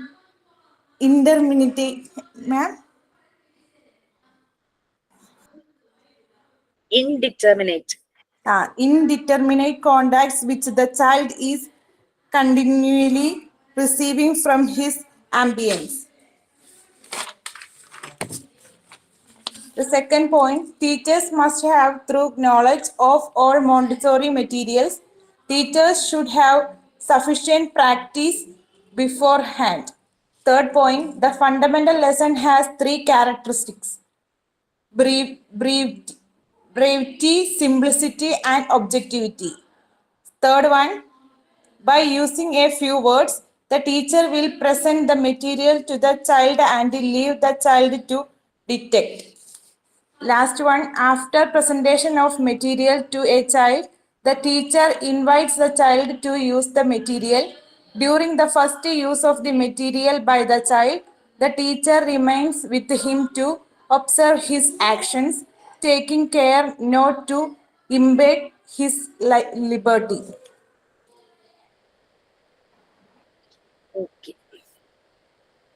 so fundamental ലെസൺസിനെ കുറിച്ചാണ്. എന്താണെന്ന് നിങ്ങൾക്ക് ഒരു idea കിട്ടിയിട്ടുണ്ട്. Fundamental lessons ഒരു കുട്ടിക്ക് കൊടുക്കുന്ന introduction ആണ്. ഇൻട്രൊഡക്ഷൻ നന്നായാൽ തന്നെ പകുതി നമ്മളുടെ ജോലി കഴിഞ്ഞു എന്ന് തന്നെ പറയാം. പിന്നെ ബാക്കി കുട്ടികൾ ആക്ടിവിറ്റി ചെയ്തോളും. അതേസമയം കൺഫ്യൂസ്ഡ് ആയി, ഭയങ്കര കോംപ്ലിക്കേറ്റഡ് ആയി, നമ്മൾ കൊടുത്ത ഇൻഫർമേഷൻ ശരിയായ രീതിയിൽ പോയില്ലെങ്കിൽ അത് അവർക്ക് കൺഫ്യൂഷൻ ആവും, എങ്ങനെ ഇത് ചെയ്യുന്നുള്ളത്. അവർ പകുതിക്ക് വെച്ച് നിർത്തും. അവർക്ക് they will lose their confidence. So we have to take care ഒരു ഫണ്ടമെന്റൽ ലെസൺ കൊടുക്കുന്നതിന് മുമ്പ്. അപ്പോൾ നമ്മൾക്കത് ഒരു മെറ്റീരിയലിനെ കുറിച്ചൊരു ഇൻട്രൊഡക്ഷൻ കൊടുക്കണമെങ്കിൽ അത് കൊടുക്കുന്നതിന് മുമ്പ് നമ്മളത് തറവായിട്ട് പ്രാക്ടീസ് ചെയ്തിരിക്കണം, അല്ലെ? ഞാൻ ഓരോ ബാച്ച് വരുമ്പോഴും ഓരോ പ്രാവശ്യവും ഞാൻ ഈ മെറ്റീരിയൽസ് വെച്ച് പ്രാക്ടീസ് ചെയ്യും. കാരണം അല്ലാതെ നമുക്ക് ചെയ്യാൻ പറ്റില്ല. കാരണം കുട്ടികൾ എന്ന് പറഞ്ഞാൽ അവരുടെ കോൺസെൻട്രേഷൻ ലെവൽ കൂടുതലാണ്. നമ്മളുടെ കോൺസെൻട്രേഷൻ ലെവല് പലപ്പോഴും വേരി ചെയ്യാം. നമ്മളുടെ പല പല സിറ്റുവേഷൻസ് കാണും. കുട്ടികൾ വേറെ ഒന്നിനെ കുറിച്ചും ചിന്തിക്കുന്നില്ല. അപ്പൊ അതുകൊണ്ട് ഓരോ ബാച്ച് വരുന്നതിന് മുമ്പും ഒരു തവണയെങ്കിലും, അറ്റ്ലീസ്റ്റ് ഒരു തവണയെങ്കിലും അതൊന്ന് പ്രാക്ടീസ് ചെയ്തിട്ടാണ് നമ്മൾ പ്രസന്റ് ചെയ്യാൻ പോകും. കാരണം നമ്മൾ പറയുമ്പോൾ അതിന് മിസ്റ്റേക്ക് വരരുത്. ആ ഒരു അതുപോലെ നിങ്ങൾ വന്നപ്പോഴും നമ്മളത് ചെയ്യുന്നുണ്ട്. അപ്പൊ അതുപോലെ കുഞ്ഞുങ്ങളോട് നമ്മൾ ഇൻട്രൊഡ്യൂസ് ചെയ്യുമ്പോഴും നമ്മൾ നല്ലതുപോലെ പ്രാക്ടീസ് ചെയ്തിട്ട് വേണം കുട്ടികളുടെ അടുത്ത് ഇൻട്രൊഡ്യൂസ് ചെയ്ത് കൊടുക്കാനായിട്ട്. എക്സ്റ്റേണൽ വേൾഡുമായിട്ടുള്ള കറക്റ്റ് ആയിട്ടുള്ള ഒരു കോൺടാക്ട്, അതിനെ കണക്ട് ചെയ്താണ് എല്ലാ മെറ്റീരിയൽസും. രാജിയൊന്ന് മ്യൂട്ട് ചെയ്യാമോ? എന്തെങ്കിലും പറയാനാണോ? Thank you.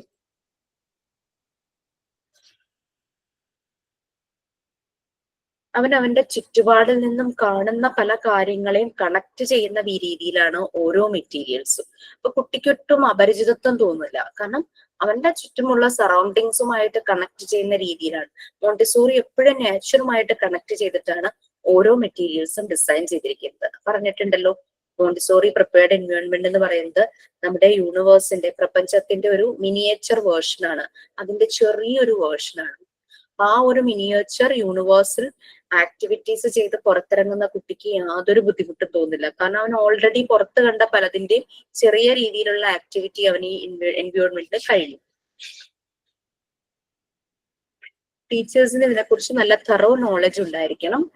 All the materials, sufficient പ്രാക്ടീസും ഉണ്ടായിരിക്കണം. കുട്ടികളിലേക്ക് ഇത് എത്തുന്നതിന് മുമ്പ് തന്നെ നല്ല പോലെ ടീച്ചേഴ്സ് പ്രാക്ടീസ് ചെയ്തിരിക്കണം. ഫണ്ടമെന്റൽ ലെസൺസിന് 3 ക്യാരക്ടറിസ്റ്റിക്സ് ഉണ്ട്. ഫസ്റ്റ് ബാച്ചിന് മോഡൽ എക്സാമിന് 1 ക്വസ്റ്റ്യൻ ആണ്. അത് വേണമെങ്കിൽ എല്ലാ ബാച്ചിനും ഞാൻ ഇടും. കാരണം അതൊരു ഇമ്പോർട്ടന്റ് ആയിട്ടുള്ള കാര്യമാണ്. നമ്മൾ അറിയേണ്ട ഒരു കാര്യമാണ്. നമ്മളൊരു കാര്യം ഒരാൾക്ക് പറഞ്ഞു കൊടുക്കുമ്പോൾ കുറേ ആവശ്യമില്ലാത്തതെല്ലാം ചേർത്ത് പറയരുത്. ബ്രീഫ് ആയിരിക്കണം. ബ്രിവിറ്റി, ചുരുക്കി ആവശ്യമുള്ളത് മാത്രം പറയുക. അതാണ് ബ്രിവിറ്റി, ബ്രീഫ് ചെയ്യുക. നെക്സ്റ്റ് സിംപ്ലിസിറ്റി, വളരെ സിമ്പിൾ ലാംഗ്വേജ് യൂസ് ചെയ്തിട്ട് പറയും. ഭയങ്കര സ്റ്റൈലിന് വലിയ വലിയ കട്ടി ശശി തരൂർ ടൈപ്പ് വേർഡൊന്നും യൂസ് ചെയ്യേണ്ട ആവശ്യമില്ല. വളരെ സിമ്പിൾ ആയിട്ട് പറയുക. നമ്മൾ ഒരു പ്രാവശ്യം പറയുമ്പോൾ തന്നെ പെട്ടെന്ന് തന്നെ അവർക്ക് അത് മനസ്സിലാകുന്ന രീതിയിൽ സിംപ്ലിസിറ്റി വേണം. അതുപോലെ തന്നെ ഒബ്ജക്ടിവിറ്റി, അതിന്റെ ഉദ്ദേശം, ആ ഒരു അനാലിസിസ് ചെയ്യാനായിട്ട് പെട്ടെന്ന് തന്നെ അത് കാണുമ്പോൾ yes this is for that purpose എന്ന് തോന്നുന്ന രീതിയിൽ തന്നെ മനസ്സിലാക്കണം. Okay. By using a few words, the teacher will present the. അതായത് വളരെ കുറച്ച് വാക്കുകൾ മാത്രമാണ് ടീച്ചർ കുട്ടിക്ക് ഇത് പ്രസന്റ് ചെയ്ത് കൊടുക്കുമ്പോൾ പറയേണ്ടത്. ഏറ്റവും കുറവ് വേർഡ്സ് ബട്ട് ആക്ഷൻസ് കൂടുതൽ. ആ രീതിയിലാണ് മെറ്റീരിയൽസ് ഡിസൈൻ ചെയ്തിരിക്കുന്നത്. പിന്നെ കുട്ടി പിന്നെ അത് ലീവ് ചെയ്ത് കൊടുക്കുക. കുട്ടിയെ ഫ്രീ ആക്കുക. കുട്ടി അത് തന്നെ ചെയ്യും. ടീച്ചർ പറഞ്ഞ കാര്യങ്ങൾ അല്ലെങ്കിൽ ഫെസിലിറ്റേറ്റർ പറഞ്ഞ ഫണ്ടമെന്റൽ ലെസൺസ് ഒക്കെ മനസ്സിലതിനുണ്ടാകും. അതെല്ലാം വെച്ചിട്ട് ഈ ആക്ടിവിറ്റി തന്നെ ചെയ്യാനായിട്ട് തുടങ്ങും. അവൻ എന്തെങ്കിലും കൺഫ്യൂഷൻ നമ്മൾ പക്ഷെ ഒബ്സർവ് ചെയ്യണം. നമ്മൾ കൊടുത്തിട്ട് നമ്മളങ്ങ് പോവല്ല ചെയ്യണേ, കുട്ടി അത് ചെയ്തുകൊണ്ടിരിക്കുന്നത് ഒബ്സർവ് ചെയ്യണം. അത് വെച്ചിട്ട് അവൻ പല രീതിയിൽ ആക്ടിവിറ്റി ചെയ്യും. അത് ഒബ്സർവ് ചെയ്യുക, നോട്ട് ചെയ്ത് വെക്കുക. നെക്സ്റ്റ് ഡേ ഓൾസോ അവൻ സെയിം ആക്ടിവിറ്റി ചെയ്യുമ്പോൾ വീണ്ടും ഒബ്സർവ് ചെയ്യുക, നോട്ട് ചെയ്യുക അവനിലുണ്ടാകുന്ന സ്റ്റേജസ് ഓഫ് ഡെവലപ്മെന്റ്. അല്ലാതെ നമ്മളവിടെ റിപ്പോർട്ട് കാർഡോ പ്രോഗ്രസ് കാർഡോ പരീക്ഷ നടത്തി ഗ്രേഡിങ് അങ്ങനെയൊന്നുമല്ല. ഈ ഒരു ഒബ്സർവേഷൻ. അതുകൊണ്ടാണ് ടീച്ചിങ് പ്രാക്ടീസിന് നിങ്ങൾ പോയപ്പോൾ ടീച്ചിങ് മാനുവൽ നിങ്ങൾ നിർബന്ധമായും എഴുതണം എന്ന് ഞാൻ പറഞ്ഞത്. കാരണം നമുക്കൊരു റെഫറൻസാ. കുട്ടികളെ ഒബ്സർവ് ചെയ്ത് എന്താണ് ആ ആക്ടിവിറ്റി കൊടുത്തപ്പോൾ നിങ്ങൾ കണ്ടത്. അതാണ് ഇമ്പോർട്ടന്റ് ആയിട്ടുള്ള അതിനകത്തൊരു കീ പോയിന്റ്. കുട്ടികൾക്ക് മെറ്റീരിയൽസ് പ്രസന്റ് ചെയ്ത് ടീച്ചർ ആ മെറ്റീരിയൽസ് കുട്ടി ചെയ്യാൻ വേണ്ടിയിട്ട് കുട്ടിയെ ഇൻവൈറ്റ് ചെയ്യുന്നു. ലൈക്ക് നമ്മൾ ഈ മെറ്റീരിയൽസ് ചെയ്യുമ്പോൾ നമ്മൾ മെറ്റീരിയൽസിനെ റെസ്പെക്റ്റോട് കൂടി വേണം എടുക്കാൻ. അപ്പൊ കുട്ടിയും അത് തന്നെ ഫോളോ ചെയ്യും. ആദ്യമായിട്ട് മെറ്റീരിയൽ യൂസ് ചെയ്യുമ്പോഴേക്കും കുട്ടിയുടെ അടുത്ത് ഫെസിലിറ്റേറ്റർ ഉണ്ടായിരിക്കണം. അവന്റെ ആക്ഷൻസ് ഒബ്സർവ് ചെയ്യണം. പിന്നെ അവന്റെ ലിബർട്ടി, അവന്റെ ഫ്രീഡം, ആ ഒരു സ്വാതന്ത്ര്യം നഷ്ടപ്പെടുത്താതെ അവിടെ നിന്ന് പതുക്കെ മാറണം. But observation continuous. ക്ലിയർ ആയോ? ഐഡിയ കിട്ടിയില്ലേ? അപ്പൊ ടീച്ചിങ് പ്രാക്ടീസിൽ പോകുമ്പോൾ ആക്ച്വലി അതാണ് പറഞ്ഞ സാർ ഇപ്പൊ എല്ലാ ഇൻട്രോ ക്ലാസ്സിൽ വരുമ്പോൾ സാർ പറയാറുണ്ട് 6 months കഴിഞ്ഞിട്ടാണ് നിങ്ങൾക്ക് ടീച്ചിങ് പ്രാക്ടീസ് സമയം. ഇത് കഴിയുമ്പോഴാണ്. പക്ഷെ നമുക്ക് അപ്ലൈ ചെയ്യണമല്ലോ, നമ്മൾ പഠിച്ച കാര്യങ്ങൾ അപ്ലൈ ചെയ്യണമെങ്കിൽ ഇതൊക്കെ ഒന്ന് കഴിയണ്ടേ. ഈ ഒരു പോർഷനൊക്കെ ആയി കഴിഞ്ഞ് കഴിഞ്ഞാൽ ഡെഫിനറ്റ്ലി നിങ്ങൾക്ക് ടീച്ചിങ് പ്രാക്ടീസിൽ പോകും. ഓരോരുത്തർ കഴിഞ്ഞിട്ടുണ്ടല്ലേ? Okay, so we have 1 paragraph. അതാരെങ്കിലും ഒന്ന് വായിക്കാമോ? The teacher shall observe whether the child is interested in the object, how he is interested in it, or how long, etc. Even noticing the expression of his face, and she must take great care not to offend the principles of liberty. 4. If she provokes the child to make unnatural efforts, she will no longer know the spontaneous activity of the child. If, therefore, the lesson rigorously prepared in brevity, simplicity, and truth is not understood by the child, is not accepted by him an explanation of the object, the teacher must be warned of 2 things. First, not to insist by repeating the lesson, and second, not to make the child feel that he has made a mistake or that he is not understood, because in doing so, she will cause him to make an effort to understand and will thus alter the natural state which must be used by her in making her psychological observation. ഇപ്പൊ നമ്മൾ പറഞ്ഞു കുട്ടികൾക്ക് introduce ചെയ്യുന്നു, ഇതെല്ലാം കൊടുത്തിട്ട് ആ activity ചെയ്യാനായിട്ട് വിട്ടുകൊടുത്തിട്ട് അവന്റെ ലിബർട്ടി, അതായത് ഫ്രീഡത്തിനെ തടസ്സപ്പെടുത്താതെ നമ്മൾ മാറി ഒബ്സർവ് ചെയ്യുന്നു. പക്ഷെ നമ്മൾ നിർബന്ധിച്ച് അവനെ കൊണ്ട് ആക്ടിവിറ്റീസ് ചെയ്യിക്കുവാണെങ്കിൽ നമ്മൾക്ക് അവന്റെ സ്പോണ്ടേനിയസ് ആയിട്ടുള്ള അവന്റെ ഡെവലപ്മെന്റ് സ്റ്റേജിലെ വ്യത്യാസങ്ങളും ഒന്നും മനസ്സിലാക്കാനായിട്ട് പറ്റില്ല അവനെ നിർബന്ധിച്ച് ചെയ്യുമ്പോൾ. അപ്പൊ നിർബന്ധിച്ച് ചെയ്യുമ്പോൾ 2 കാര്യങ്ങളെ അവിടെ നടന്നിട്ടുള്ളൂ. ഫണ്ടമെന്റൽ ലെസൺസിലെ ക്യാരക്ടറിസ്റ്റിക്സ് ഒന്ന് ടീച്ചർ ബ്രീഫ് ചെയ്തത്, പിന്നെ സിമ്പിൾ ആയിട്ട് പറഞ്ഞത്. 3ാമത്തെ ഒബ്ജക്ടിവിറ്റി, അതായത് ഇത് എന്തിനുള്ളതാണെന്നുള്ള അനാലിസിസ് കുട്ടിക്ക് മനസ്സിലാകണമെങ്കിൽ അവൻ തന്നെ ആക്ടിവിറ്റി ചെയ്യണം. അപ്പൊ 3ാമത്തത് അവിടെ ആബ്സെന്റ് ആയി പോകും. നിർബന്ധിച്ച് കുട്ടികളെ കൊണ്ട് ചെയ്യിക്കുവാണെങ്കിൽ, ഇൻസിസ്റ്റ് ചെയ്ത് ചെയ്യിക്കുവാണെങ്കിൽ. അതാണ് ഇതിയുടെ ഒരു വ്യത്യാസം. ആ ഒബ്ജക്ടിവിറ്റി വരണമെങ്കിൽ കുട്ടി തന്നെ ആക്ടിവിറ്റി ചെയ്ത് അവൻ അനലൈസ് ചെയ്യുവാണ്. ഈ കണ്ട കാര്യങ്ങൾ അവൻ ജഡ്ജ് ചെയ്യുവാണ്. ഇതിനാണ്, ഇതിനുള്ളതാണെന്നുള്ള രീതിയിലുള്ള ഒരു അനാലിസിസ് കുട്ടിയിൽ നടക്കും. ആ 3ാമത്തെ ക്യാരക്ടറിസ്റ്റിക്സ് അവിടെ ആബ്സെന്റ് ആയി പോകും, ഇല്ലാതായി പോകും. അത് ശരിക്കും ആവശ്യമാണ് കുട്ടിയുടെ ഡെവലപ്മെന്റ് സ്റ്റേജ് മനസ്സിലാക്കാനും കുട്ടിയുടെ പെർഫോമൻസ്, ആ ഒരു പൊട്ടൻഷ്യൽ മനസ്സിലാക്കാനും. ഒബ്ജക്ടിവിറ്റി, അത് ആ അനാലിസിസ്, കുട്ടി ചെയ്യുന്ന അനാലിസിസ് വളരെ ഇമ്പോർട്ടന്റ് ആണ്. അപ്പൊ അങ്ങനെ വരും. അതാണ് കുട്ടികളെ നിർബന്ധിച്ച് ചെയ്യിക്കരുതെന്ന് പറയുന്നത്. ആ ഒരു നിർബന്ധിച്ച് ചെയ്യിക്കുമ്പോൾ പലതും അറസ്റ്റ് ആയി പോകും, തന്നെ നിന്നു പോകും. ഡെവലപ്പിംഗ് സ്റ്റേജസും, പിന്നെ കുട്ടിക്ക് ആ ഒരു കോൺഫിഡൻസ് ഇല്ലാതായി പോകും. പിന്നെ കുട്ടികൾ ചെയ്യുമ്പോൾ ചിലപ്പോൾ ആദ്യം ഒന്നും ശരിയാവില്ല. മേ ബി മിസ്റ്റേക്സ് അല്ലെ, നമ്മൾ തന്നെ ഇപ്പൊ പ്രാക്ടീസ് ചെയ്തപ്പോൾ നമുക്ക് പെട്ടെന്ന് പലയിടത്തും മിസ്റ്റേക്കുകളൊന്നും, പക്ഷെ നമ്മൾ റിപ്പീറ്റ് ചെയ്ത് ചെയ്തപ്പോൾ കൺട്രോൾ ഓഫ് എറർ തന്നെ ശരിയായി. കൺട്രോൾ ഓഫ് എറർ എന്നുള്ളത് ഒരു സെൽഫ് കൺട്രോൾ വന്നു. അപ്പൊ നമ്മൾ നിർബന്ധിക്കുമ്പോൾ പലതും മനസ്സിലാകാതെ ആ ഒരു കമ്പൽഷനിലായിരിക്കും കുട്ടി ഇരുന്ന് ചെയ്യുന്നത് അല്ലെ. നമ്മൾ വീട്ടിൽ പഠിപ്പിക്കുമ്പോൾ നിർബന്ധിച്ച് കുറെ പ്രാവശ്യം 10 പ്രാവശ്യം എത്തിച്ചു, 20 പ്രാവശ്യം എത്തിച്ചു. അവിടെ കമ്പൽഷൻ ആണ്. അത് ചെയ്യുമ്പോൾ പലതും മനസ്സിലാകാതെ ആയിരിക്കും കുട്ടി പല കാര്യങ്ങളും ചെയ്തുകൊണ്ട് പോകുന്നത്.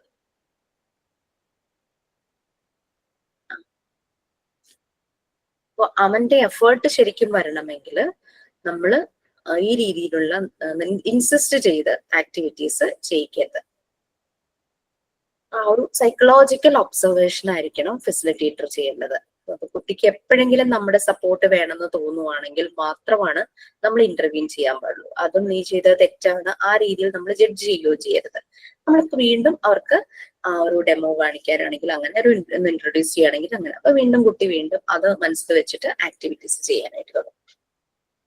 ഓക്കെ, നെക്സ്റ്റ് നമുക്ക് 3 പോയിന്റ്സ് ഉണ്ട്. സോ അത് കഴിഞ്ഞിട്ട് നിങ്ങളുടെ ഡൗട്ട്സ് എന്തെങ്കിലും ഉണ്ടെങ്കിൽ ക്ലിയർ ചെയ്യാം. ആ ഒരു ബുള്ളറ്റ് പോയിന്റ്സ് വരുന്നുണ്ട്, അത് ആരെങ്കിലും ഒന്ന് വായിക്കാമോ?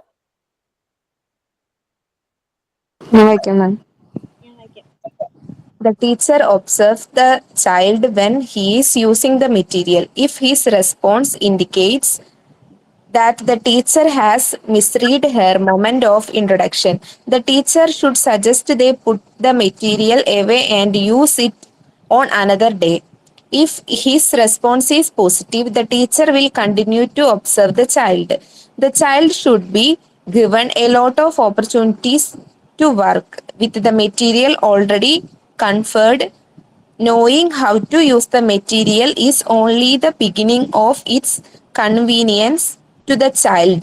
It is in the repetition of its use that real growth of the child and the development of his psychic nature take place.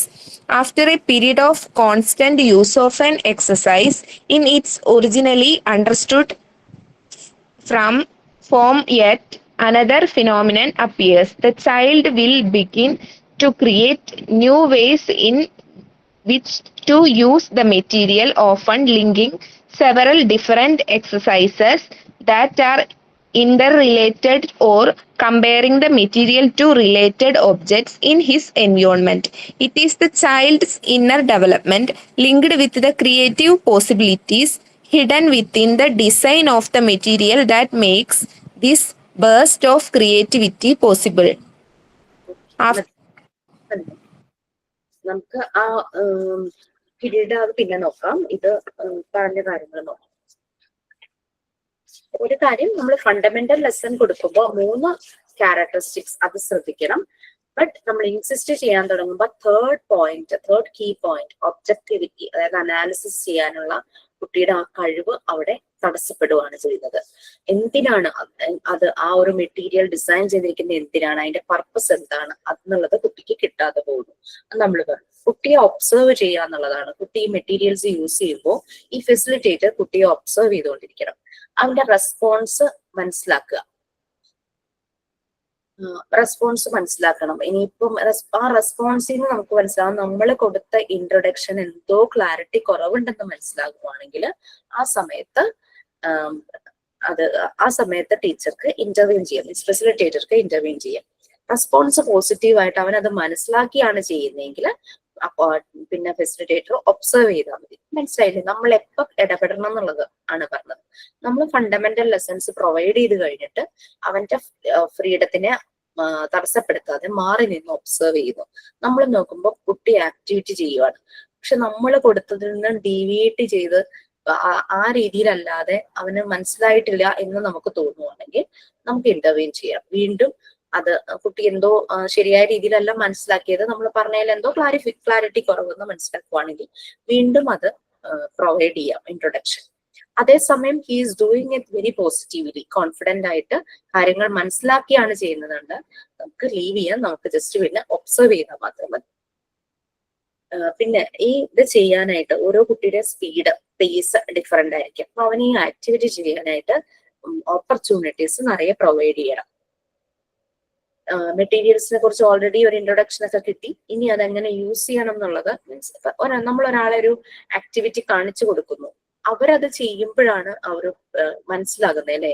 Even അതാണ് നമ്മള് ഓൺലൈൻ ക്ലാസ്സിന്റെ ഓഫ്ലൈൻ ക്ലാസ്സിന്റെ ഒരു കാര്യം പറഞ്ഞത്. ഓൺലൈൻ ക്ലാസ്സിൽ വി ക്യാൻ ഷോ യു, നമുക്ക് കാണിക്കാനായിട്ട് പറ്റും ഇതെങ്ങനെയാണ് ചെയ്യുന്നത്. പക്ഷെ നിങ്ങൾ വന്നപ്പോൾ ഞാൻ എല്ലാവരോടും പറഞ്ഞത് ഒരാൾ ചെയ്യുന്നത് നോക്കിക്കൊണ്ടിരിക്കരുത്, നിങ്ങൾ എല്ലാവരും ചെയ്തു നോക്കണം എന്ന് പറഞ്ഞിരുന്നു. അങ്ങനെ എല്ലാവരുടെയും കയ്യിലൂടെ ഈ മെറ്റീരിയൽസ് പോകണം, എന്നാൽ മാത്രമാണ് നമുക്കത് മനസ്സിലാവുള്ളൂ.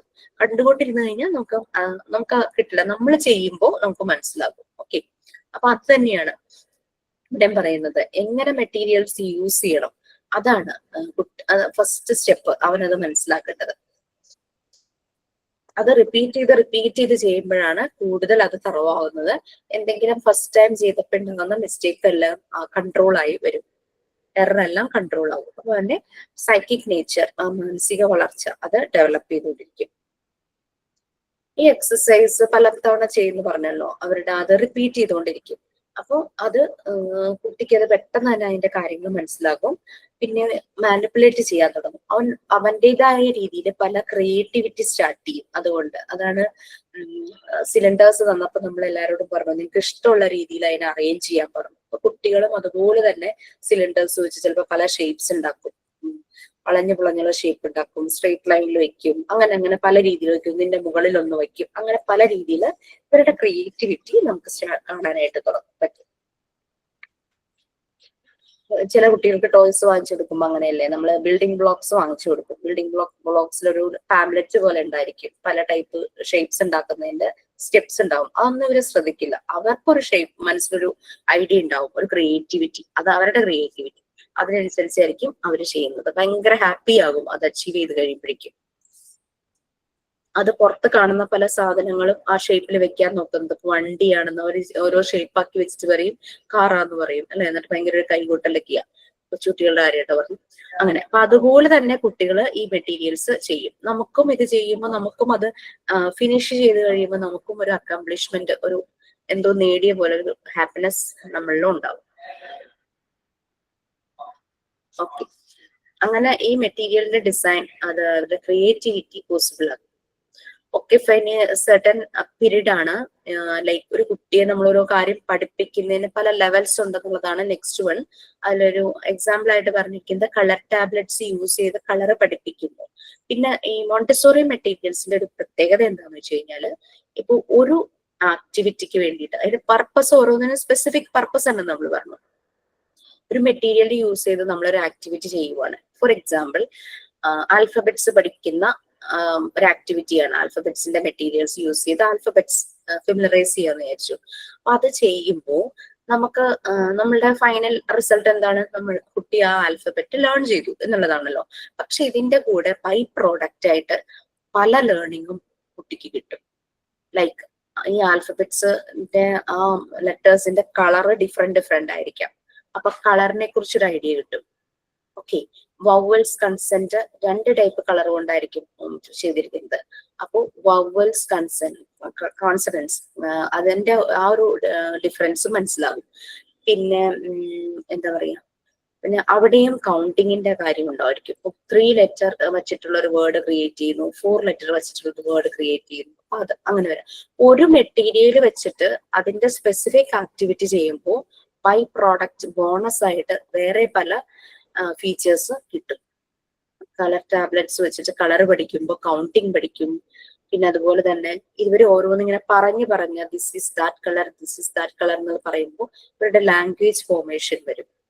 അങ്ങനെ ഏതൊരു ആക്ടിവിറ്റി ചെയ്യുമ്പോഴും ലാംഗ്വേജ് ഫോർമേഷൻ അതിന്റെ ഒരു ബോണസ് ആയിട്ട് കിട്ടുന്നതാണ് ലാംഗ്വേജ് അല്ലെ. കുട്ടികൾ കളിക്കുമ്പോൾ അവർ പല ശബ്ദങ്ങൾ ഉണ്ടാക്കും. 2 കുട്ടികൾ ചേർന്ന് കളിക്കുവാണെങ്കിൽ, ഒരേ പ്രായത്തിലുള്ളവരാണെങ്കിൽ, അല്ലെങ്കിൽ ഇച്ചിരി മുതിർന്ന കുട്ടിയാണെങ്കിൽ കൂടിയും ഇവർ തമ്മിലൊരു കമ്മ്യൂണിക്കേഷൻ ഉണ്ടാവും എന്ത് കളിയാണെങ്കിലും അല്ലെ. അപ്പൊ അവിടെ അവരുടെ ലാംഗ്വേജ് ഡെവലപ്പ് ചെയ്യുന്നുണ്ട്.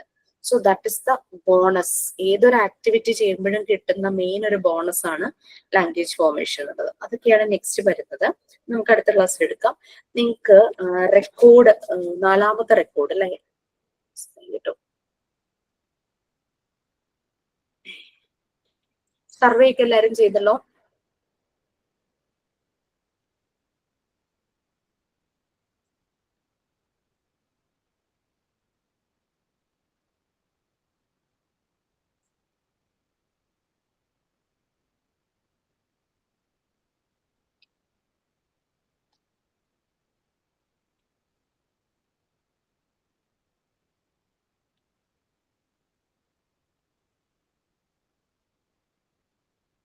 റെക്കോർഡ് പെൻഡിങ് ഉള്ളതൊക്കെ ചെയ്തു വെച്ചോട്ടോ. കാരണം ഫസ്റ്റ് ബാച്ചുകാർ ഇപ്പൊ സ്ട്രഗിൾ ചെയ്യാ. ഞാൻ തുടക്കം മുതലേ കൊടുത്തിട്ട് ഇപ്പോഴും അവരങ്ങ് ആകെ ടെൻഷനിൽ സ്ട്രഗിൾ ചെയ്തോണ്ടിരിക്കും. എല്ലാം അവസാനം എന്തെങ്കിലും ഈ record 4th one puzzles and other kids activity book.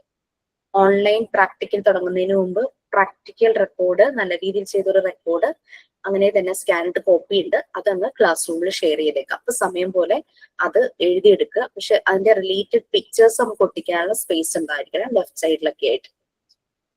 അപ്പൊ ഇതാണ് puzzles and other kids activity book. ഇത് പറഞ്ഞിട്ടില്ല അല്ലെ? ഇതിനെ പറ്റി ഡീറ്റെയിൽസ് പറഞ്ഞിട്ടില്ലല്ലോ? ഇല്ല മിസ്സേ, അതിനെ പറഞ്ഞിട്ടില്ല.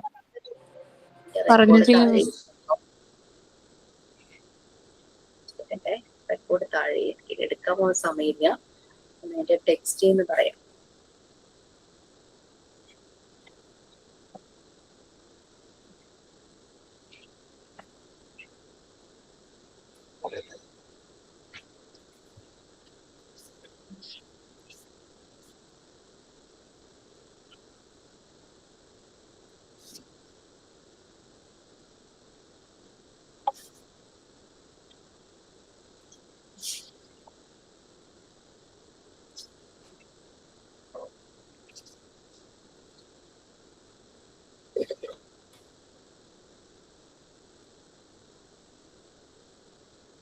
കറക്റ്റ് ആ ടെക്സ്റ്റ് തന്നെ കാണുന്നില്ല.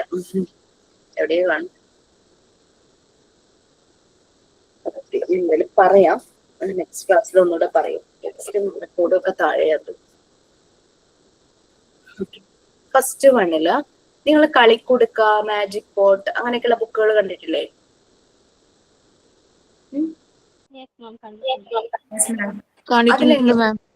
അതില് റിസൾട്ട് കൊടുക്കാതെ ഫുൾ ആക്ടിവിറ്റി ആയിട്ട് കൊടുക്കൂലേ? കുട്ടികൾ ചെയ്യണം അല്ലെ? അങ്ങനെയല്ലേ? അതെ. ഇപ്പൊ വഴി കണ്ടുപിടിക്കുക. കുഞ്ഞി പൂച്ചയ്ക്ക് അമ്മയുടെ അടുത്തെത്താനുള്ള വഴി കണ്ടുപിടിക്കുക. അതിനകത്ത് കൊടുത്തിട്ടുണ്ടാവില്ല. അതിൽ കൂടെ നമ്മളുടെ കുഞ്ഞുങ്ങൾ ഇങ്ങനെ വരച്ച് അത് കറക്റ്റ് കണ്ടുപിടിക്കുകയല്ലേ ചെയ്യുന്നത്. അപ്പൊ നമ്മളുടെ ഈ ബുക്കും അങ്ങനെ തന്നെയാണ്. ഒന്നിനും നമ്മൾ റിസൾട്ട് എഴുതില്ല. എല്ലാത്തിനും ആക്ടിവിറ്റി ക്വസ്റ്റ്യൻസ് മാത്രമേ ഉണ്ടാവുള്ളൂ. ക്ലിയർ ആയോ? അതായത് 1 തുടങ്ങി 50 വരെ നമ്പേഴ്സ് യോജിപ്പിച്ച് പിക്ചർ കംപ്ലീറ്റ് ചെയ്യുക. അങ്ങനെ ഒരു ആക്ടിവിറ്റി കൊടുക്കും. പക്ഷെ യോജിപ്പിച്ചിട്ടുണ്ടാവില്ല. നമ്മൾ യോജിപ്പിക്കരുത്, അങ്ങനെ ഇടണം. പിന്നെ ഒരു പപ്പിയുടെ പിക്ചർ ഇങ്ങനെ ഒരു സ്ക്വയർ പോലെ ഷേപ്പിനുള്ളിൽ ആക്കി വരച്ചിട്ടുണ്ട്. അതിനെ ആ സ്ക്വയറിനെ ഡിവൈഡ് ചെയ്തിട്ടുണ്ട് ഒരു 4 പാർട്ടായിട്ട്. സെയിം പിക്ചർ അതുപോലെ തന്നെ വേറെ ഒന്നിലേക്ക് അത് നോക്കി വരയ്ക്കുക. നമ്മൾ അതുപോലെ തന്നെ വരയിട്ടിട്ട് ഓരോ ബോക്സിലും ആ പപ്പിയുടെ ഭാഗങ്ങൾ വരുന്നത് ഇങ്ങോട്ട് കോപ്പി ചെയ്ത് ചെയ്യുക എന്നുള്ളതാണ് ആക്ടിവിറ്റി. അത് ഞാൻ എന്റെ റെക്കോർഡ് കാണിച്ചു തരാം കേട്ടോ. ഇപ്പൊ എടുക്കാനുള്ള സമയമില്ല. ഓക്കെ, ഫസ്റ്റ് വൺ എന്ന് പറഞ്ഞു കഴിഞ്ഞാല് ഒരു പിക്ചർ വരയ്ക്കുക. അതില് പക്ഷെ ഫിനിഷ് ചെയ്യാത്തുണ്ടാവും. അപ്പൊ ഞാൻ വരച്ചത് എനിക്ക് മിക്കി മൗസിനെയാന്ന് അതിന്റെ ഓർമ്മ. അപ്പൊ മിക്കി മൗസിന്റെ ചെവിയൊന്നും ഞാൻ കംപ്ലീറ്റ് ചെയ്തിട്ടുണ്ടായിരുന്നില്ല. ചെവിയുടെ ഭാഗത്തൊക്കെ ഡോട്ടർ ലൈൻസ് ഇട്ടു. പിന്നെ മിക്കി മൗസിന് എന്തോ റിബൺ പോലെയൊക്കെ ഉണ്ടാവില്ലേ, റിബണും ഫുൾ കംപ്ലീറ്റ് ചെയ്യാതെ പാതി വരച്ചൊക്കെ വെച്ചു. അപ്പൊ ക്വസ്റ്റ്യൻ ഇതാണ്, നമ്മൾ അതുപോലെ ഒരു പിക്ചർ വരയ്ക്കുക. ഫിനിഷ്ഡ് അല്ലാത്തൊരു പിക്ചർ, അത് ഫിനിഷ് ചെയ്യുക. അത് മാത്രമല്ല അത് കളർ ചെയ്യുക എന്നുള്ളതാണ്, കളറും കൂടെ ചെയ്യുക എന്നുള്ളതാണ് ആക്ടിവിറ്റി. അപ്പൊ പെൻസിൽ കൊണ്ട് അല്ലെങ്കിൽ ബ്ലാക്ക് പെൻ കൊണ്ടോ എന്തെങ്കിലും കൊണ്ട് നിങ്ങൾ വരയ്ക്കുക. വരച്ചിട്ട് അവിടെ ഇങ്ങനെ ബ്രോക്കൺ ലൈൻസ് പോലെ കൊടുക്കുക. ബ്രോക്കൺ ലൈൻസ് മനസ്സിലായില്ലേ? ഇങ്ങനെ കുത്ത് പോലെ അങ്ങനെ ചെറിയ ലൈൻസ് ഇങ്ങനെ വരണം. അപ്പോൾ അത് ഫിനിഷ് ചെയ്യുക എന്നുള്ളതാണ്. അപ്പൊ ബ്രോക്കൺ ലൈൻസിലൂടെ കുട്ടികൾ ചെയ്യുമ്പോൾ ബ്രോക്കൺ ലൈൻസിലൂടെ വരച്ച് അതിനെ ബോർഡ് ലൈൻസ് ആക്കി പിക്ചർ കംപ്ലീറ്റ് ചെയ്യുക. പിന്നെ നെക്സ്റ്റ് സ്റ്റെപ്പ് കളറിംഗ് എന്നുള്ളതാണ്. നമ്മൾ ഈ റെക്കോർഡൊന്നും നമ്മുടെ പിള്ളേർക്ക് ചെയ്യാൻ കൊടുക്കരുത് കേട്ടോ. നമ്മുടെ റെഫറൻസ് ആണ് റെക്കോർഡ്. നമ്മൾ സ്കൂളിൽ പോകുമ്പോൾ ഇതിൽ ഏതെങ്കിലും ഒരു ആക്ടിവിറ്റി കുട്ടികളെ കൊണ്ട് ചെയ്യിക്കണമെങ്കിൽ അത് നമ്മൾ ഡിഫറെന്റ് പേപ്പറിൽ എത്ര കുട്ടികളുണ്ടോ അത്രയും നമ്മൾ ചെയ്ത് കൊണ്ടുപോകണം. നമ്മുടെ റെക്കോർഡിൽ ഇവരെ കുത്തി വരയ്ക്കാനൊന്നും ചെയ്യിപ്പിക്കരുത്. Okay, next word puzzle. First collection book ചെയ്തപ്പോൾ നമുക്ക് കുറെ കൺഫ്യൂഷൻസ് വന്നു.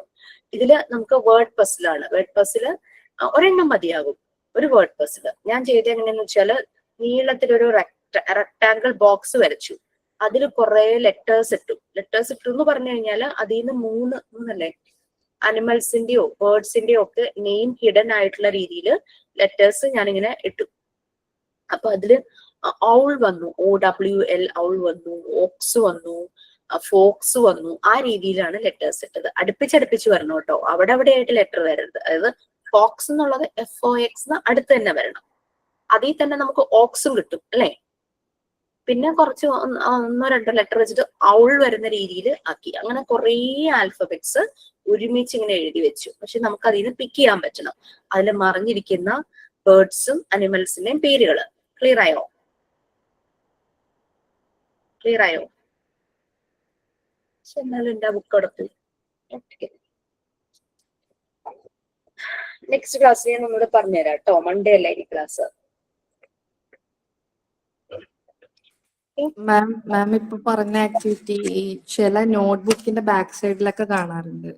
നമ്മൾ ശരിയാ. കടയിൽ നിന്ന് വാങ്ങിക്കഴിഞ്ഞാൽ ഇപ്പൊ കുട്ടികൾ അതിങ്ങനെ ശരിയാ. കുത്തനെ അല്ലെങ്കിൽ വിലങ്ങനെ അല്ലെങ്കിൽ ചരിച്ചിട്ടൊക്കെ ഇങ്ങനെ അതിങ്ങനെ സർക്കിൾ ചെയ്തെടുക്കും പെൻസിൽ ഉപയോഗിച്ചിട്ട് വേർഡ്സ് കണ്ടുപിടിച്ചിട്ട്. ഈ രണ്ട് ആക്ടിവിറ്റി മനസ്സിലായല്ലോ. സോ നമുക്ക് നെക്സ്റ്റ് ക്ലാസ്സിൽ അത് പറയാം ബാക്കി. അപ്പൊ എനിക്ക് ഞാൻ എന്റെ റെക്കോർഡ് താഴെ ഇട്ട് ഓടിപ്പോയി എടുക്കാനുള്ള സമയമില്ലാത്തതുകൊണ്ടാണ്. പ്രാക്ടിക്കൽ ബുക്ക് ഇവിടെ കഴിഞ്ഞ ദിവസം വരെ ഇവിടെ ഇരിക്കുന്നുണ്ടായിരുന്നു. ഇപ്പൊ ഇവിടെ പോയത്. അപ്പൊ അത് നമുക്ക് ചെയ്യാം, കുഴപ്പമില്ല. ഇത് എളുപ്പമുള്ളതാ.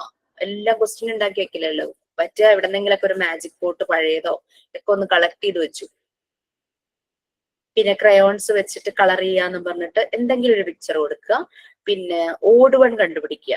അപ്പൊ ഇതിനകത്ത് ചിലപ്പോ ഒരു 3 ബേർഡ്സ് ആയിരിക്കും, അതിന്റെ കൂടെ ഒരു അനിമലിനെയും കൂടെ വെക്കുക. അപ്പൊ പിന്നെ ഓഡ് വൺ കണ്ടുപിടിക്കാൻ എളുപ്പമല്ലേ. അല്ലെങ്കിൽ സ്കൂളിലെ ഫർണിച്ചർ ആയിട്ട് ബോർഡ്, ചോക്ക്, ഡസ്റ്റർ വെച്ചിട്ട് ഒരു എന്താ പറയാ ഗ്യാസ് അടുപ്പോ അങ്ങനെ എന്തെങ്കിലും മാച്ച് അല്ലാത്ത രീതിയിൽ ഒരെണ്ണം വെക്കുക. അങ്ങനെ ഓഡ് വൺ കണ്ടുപിടിക്കുന്ന രീതിയിൽ കുട്ടികൾക്ക് പറ്റുന്നത് കേട്ടോ. കുട്ടികളുടെ ആ ഒരു ഇതനുസരിച്ചുള്ള ആക്ടിവിറ്റീസ്. പിന്നെ നിങ്ങൾ ഇതുണ്ടെങ്കിലും എടുക്കുക. സ്റ്റെൻസിൽ പോലെ ഇല്ലേ, ആൽഫബറ്റ്സിന്റെ നമ്പേഴ്സിന്റെ സ്റ്റെൻസിൽ കിട്ടില്ലേ ബോക്സ് ഒക്കെ വാങ്ങുമ്പോൾ ചില സമയത്ത് കുറച്ച് വലിപ്പമുള്ള സ്റ്റെൻസിൽ കിട്ടില്ലേ. അതൊക്കെ ഒന്ന് കളക്ട് ചെയ്ത് വെക്കുകയായിരുന്നു നല്ലതായിരുന്നു. പിന്നെ ഒരു പിക്ചർ വരയ്ക്കുകയോ ഏതെങ്കിലും കട്ട് ചെയ്ത് പേസ്റ്റ് ചെയ്യുകയോ ചെയ്യുക. അത് വെച്ചിട്ട് കുട്ടികളോട് കഥ പറയാനായിട്ട് പറയുക. അപ്പൊ ആ പിക്ചറിൽ കുറച്ച് ക്യാരക്ടേഴ്സ് ഉണ്ടായിരിക്കണം, എന്നാലാണ് കഥ പറയാൻ പറ്റുള്ളൂ. ഞാൻ വെച്ച പിക്ചറിൽ എന്ന് പറഞ്ഞു കഴിഞ്ഞാൽ ഒരാളുണ്ട്, ഒരു കൊച്ചു പെൺകുട്ടിയുണ്ട്, ഒരു കിളി, ഒരു ട്രീ, പിന്നെ ഒരു കൗ നിൽക്കുന്നുണ്ട്, ഡോഗ് ഉണ്ട്, ക്യാറ്റ് ഉണ്ട്. അപ്പൊ അത് കാണുമ്പോൾ പിള്ളേര് ക്രിയേറ്റീവായിട്ട് കഥകളൊക്കെ പറയും. പിന്നെ 2 പേര് ഞാൻ എന്താ കോൺവെർസേഷൻ കംപ്ലീറ്റ് ചെയ്യാന്നുള്ളതായിരുന്നു. ഒരു വീടിന്റെ ഡോറിന്റെ ഫ്രണ്ടിൽ ഒരു പെൺകുട്ടി നിൽക്കുന്നു, ഒരു പോസ്റ്റ്മാൻ ലെറ്ററും ആയിട്ട് വരുന്നു. ഇവരുടെ 2 പേരുടെ കോൺവെർസേഷനായിട്ട് മുകളിൽ ഇങ്ങനെ ചെറിയൊരു ഇത് വരച്ചു വെക്കില്ലേ ആൾക്കാർ സംസാരിക്കുന്നതിന്റെ, അത് ബ്ലാങ്ക് ആണ്. അപ്പൊ ഇവരെന്താണ് സംസാരിച്ചെന്നുള്ളത് കോൺവെർസേഷൻ കംപ്ലീറ്റ് ചെയ്യാൻ. അങ്ങനെയൊക്കെയുള്ള ആക്ടിവിറ്റീസ് ആണ്. യെസ് മാം, ഇത് 3-ാമത്തെ ആണോ ഇപ്പൊ പറയുന്നത്? ഇപ്പൊ 4-ാമത്തെ ആണോ? അയ്യോ, അപ്പൊ എന്റെ ഒരെണ്ണം വിട്ടു. First one collection book, second one rhymes, third one story. അതല്ല മാം, റെക്കോർഡ് 4-ാമത്തേല് 3-ാമത്തെ മീനിങ്സ് ഓഫ് ദി ഐറ്റം പദപ്രശ്നം കഴിഞ്ഞിട്ടുള്ളതാണ് ഇപ്പൊ പറയുന്നത്. അങ്ങനെയാ ചോദിച്ചത്. ഇല്ല, ഞാൻ എളുപ്പമുള്ളത് മനസ്സിൽ വന്നത് പറഞ്ഞേ ഉള്ളൂ. ഓർഡറിലല്ല പറഞ്ഞത്. എന്റെ റെക്കോർഡ് കയ്യിലില്ലാത്തതുകൊണ്ടാണ് ഞാൻ ഓർഡറിൽ പറയാതിരുന്നത്. നെക്സ്റ്റ് ക്ലാസ്സിൽ പറയാം. മനസ്സിലായതൊക്കെ നിങ്ങളൊന്ന് കളക്ട് ചെയ്ത് വെക്കും. എന്നിട്ട് ഇതൊന്ന് വായിച്ചു നോക്കിയിട്ട് ഒന്ന് കളക്ട് ചെയ്ത് വെക്കും. അടുത്ത ക്ലാസ് തുടങ്ങുമ്പോ തന്നെ അങ്ങ് പറഞ്ഞേക്കാം, കുഴപ്പമില്ലല്ലോ. ഓക്കെ, നമുക്ക് വൈൻഡപ്പ് ചെയ്യാം.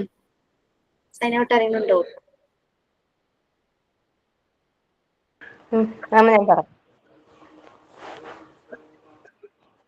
ഞാനൊരു മാത്സ് ആണ് പറയുന്നത്. 8 കൊണ്ട് 1000 ഉണ്ടാക്കാൻ പറ്റുമോ എന്നുള്ളതാണ്. അത് വീഡിയോ കാണിച്ചു തരാം.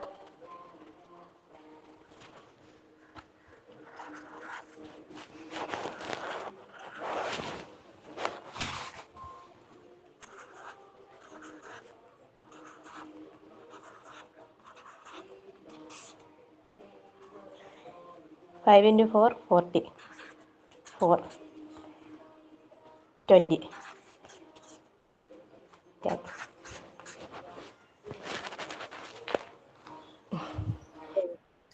വെരി ഗുഡ്, വളരെ ഇൻട്രസ്റ്റിംഗ് ആയിരുന്നു. Thank you, ma'am. It's me, Regina, sign out.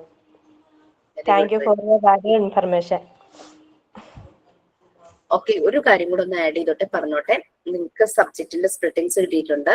So exam ആ ഒരു രീതിയിലായിരിക്കും. ഓരോ സബ്ജക്ട് വൈസ് ആയിരിക്കും എക്സാം. ഒരു എക്സാമിന് ഒരു പേപ്പറിന് ഒരു സബ്ജക്റ്റിന് 100 മാർക്സ് ആയിരിക്കും.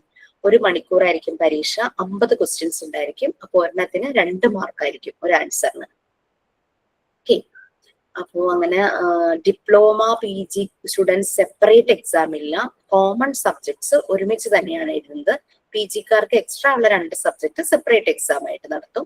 പിന്നെ പ്രാക്ടിക്കൽ സെഷനിൽ കോമൺ ആയിട്ടുള്ള പ്രാക്ടിക്കൽ സെഷൻ ഉണ്ട്. PGക്കാർക്ക് ഒരു എണ്ണം എക്സ്ട്രാ, അത് സെമിനാർ ഓർ അസൈൻമെന്റ് എന്നുള്ള രീതിയിലാണ്. പിന്നെ മോഡൽ എക്സാംസ് ആദ്യം കണ്ടക്ട് ചെയ്യും. അപ്പൊ മോഡൽ എക്സാമിന് മുമ്പ് ഒരു എക്സാം നടത്താനുള്ള ഒരു ടൈം നമുക്കൊന്നും ഇല്ല. ശരിക്കും പറഞ്ഞു കഴിഞ്ഞാൽ മോഡൽ എക്സാം സബ്ജക്ട് വൈസ് തന്നെയായിരിക്കും. ഓരോ സബ്ജക്ട് അങ്ങനെയുള്ള രീതിയിലായിരിക്കും മോഡൽ എക്സാം. നിങ്ങൾക്കൊരു കാര്യം ചെയ്യാം, ഫസ്റ്റ് 2 ബാച്ചിന് കൊടുത്ത മൊഡ്യൂൾ 1 കഴിഞ്ഞപ്പോൾ 100 മാർക്സിന്റെ ഒരു ക്വസ്റ്റ്യൻ പേപ്പർ 100 ക്വസ്റ്റ്യൻസ് പ്രിപ്പയർ ചെയ്തിരുന്നു. അത് നിങ്ങൾക്ക് മോക്ക് ടെസ്റ്റ് പോലെ പ്രാക്ടീസ് ചെയ്യാനായിട്ട് ഷെയർ ചെയ്യാം ബിഫോർ മോഡൽ എക്സാം. 1 അവർ ആയിരുന്നു അത്. 1 അവറിൽ 100 ക്വസ്റ്റ്യൻസ് വായിച്ച് അറ്റൻഡ് ചെയ്യാന്ന് പറഞ്ഞാൽ ഭയങ്കര ടഫായിരുന്നു. അതുകൊണ്ടാണ് സബ്ജക്റ്റ് ആയിട്ട് ഡിവൈഡ് ചെയ്തത്. അത് മാത്രമല്ല, നമുക്കൊരു മാർക്ക് ലിസ്റ്റ് തരുമ്പോൾ അതിൽ സബ്ജക്റ്റ് ആയിട്ടുള്ള ഡിവിഷൻ കാണും. ഒരു ഇന്റർവ്യൂവിനൊക്കെ പോകുമ്പോൾ അത് നോക്കുമ്പോൾ തന്നെ അവർക്ക് ക്ലിയർ ആവും എന്തെല്ലാം പഠിച്ചു എന്നുള്ളത്. അവർക്ക് മനസ്സിലാവും പ്രാക്ടിക്കൽ സൈഡിൽ എന്തെല്ലാം ചെയ്തു. അപ്പൊ അതിന്റെ മാർക്കും അതിലുണ്ടാവുമല്ലോ. നമുക്ക് ഒരുമിച്ച് ഒരു സർട്ടിഫിക്കറ്റ് എന്നുള്ള രീതിയിലല്ല, മാർക്ക് ലിസ്റ്റിന്റെ സ്പ്ലിറ്റിങ്സ് കാണുമ്പോൾ മനസ്സിലാവും ഇവരുടെ ഇത്രയൊക്കെ കാര്യങ്ങൾ പഠിച്ചിട്ടുണ്ട്, ഈ ഒരു ഏരിയയിലൊക്കെ ഇവർക്ക് അറിവുണ്ട് എന്നുള്ളത് മനസ്സിലാകാൻ പറ്റും. അതുകൊണ്ടാണ് സബ്ജക്റ്റ് ആയിട്ട് ഡിവൈഡ് ചെയ്തത്. അതൊക്കെ ഒന്ന് ശ്രദ്ധിക്കുക. ഓക്കെ, മോക്ക് ടെസ്റ്റുകൾ ഇനി തരാനുള്ള യൂണിറ്റ്സിലെ മോക്ക് ടെസ്റ്റുകളൊക്കെ ഇപ്പൊ തന്നെ തരും. അപ്പൊ എല്ലാം പല പ്രാവശ്യം നിങ്ങൾക്ക് മോക്ക് ടെസ്റ്റുകൾ പ്രാക്ടീസ് ചെയ്യാം. എത്ര പ്രാവശ്യം വേണമെങ്കിൽ അതിൽ കയറി പ്രാക്ടീസ് ചെയ്യാം. മോഡൽ എക്സാം ആവുന്നതിന് മുമ്പ് മറ്റേ 100 മാർക്സിന്റെ 2 ക്വസ്റ്റ്യൻ പേപ്പർ ആദ്യത്തെ 2 ബാച്ചിന് കൊടുത്തത് അയച്ചുതരാം. അവർക്കത് കൊടുത്തതിന് ശേഷമാണ് നമ്മൾ ആ 100 ക്വസ്റ്റ്യൻസ് 1 മണിക്കൂർ കൊണ്ട് ചെയ്യാനുള്ള ബുദ്ധിമുട്ട് മനസ്സിലാക്കിയപ്പോഴാണ് നമ്മൾ സബ്ജക്റ്റ് ആയിട്ട് ഡിവൈഡ് ചെയ്തത്. അതുകൊണ്ടാണ് ഇനി എല്ലാ ബാച്ചുകൾക്കും മോഡൽ എക്സാം എന്നുള്ള രീതിയിൽ പോകുന്നത്. ക്ലിയർ ആയോ?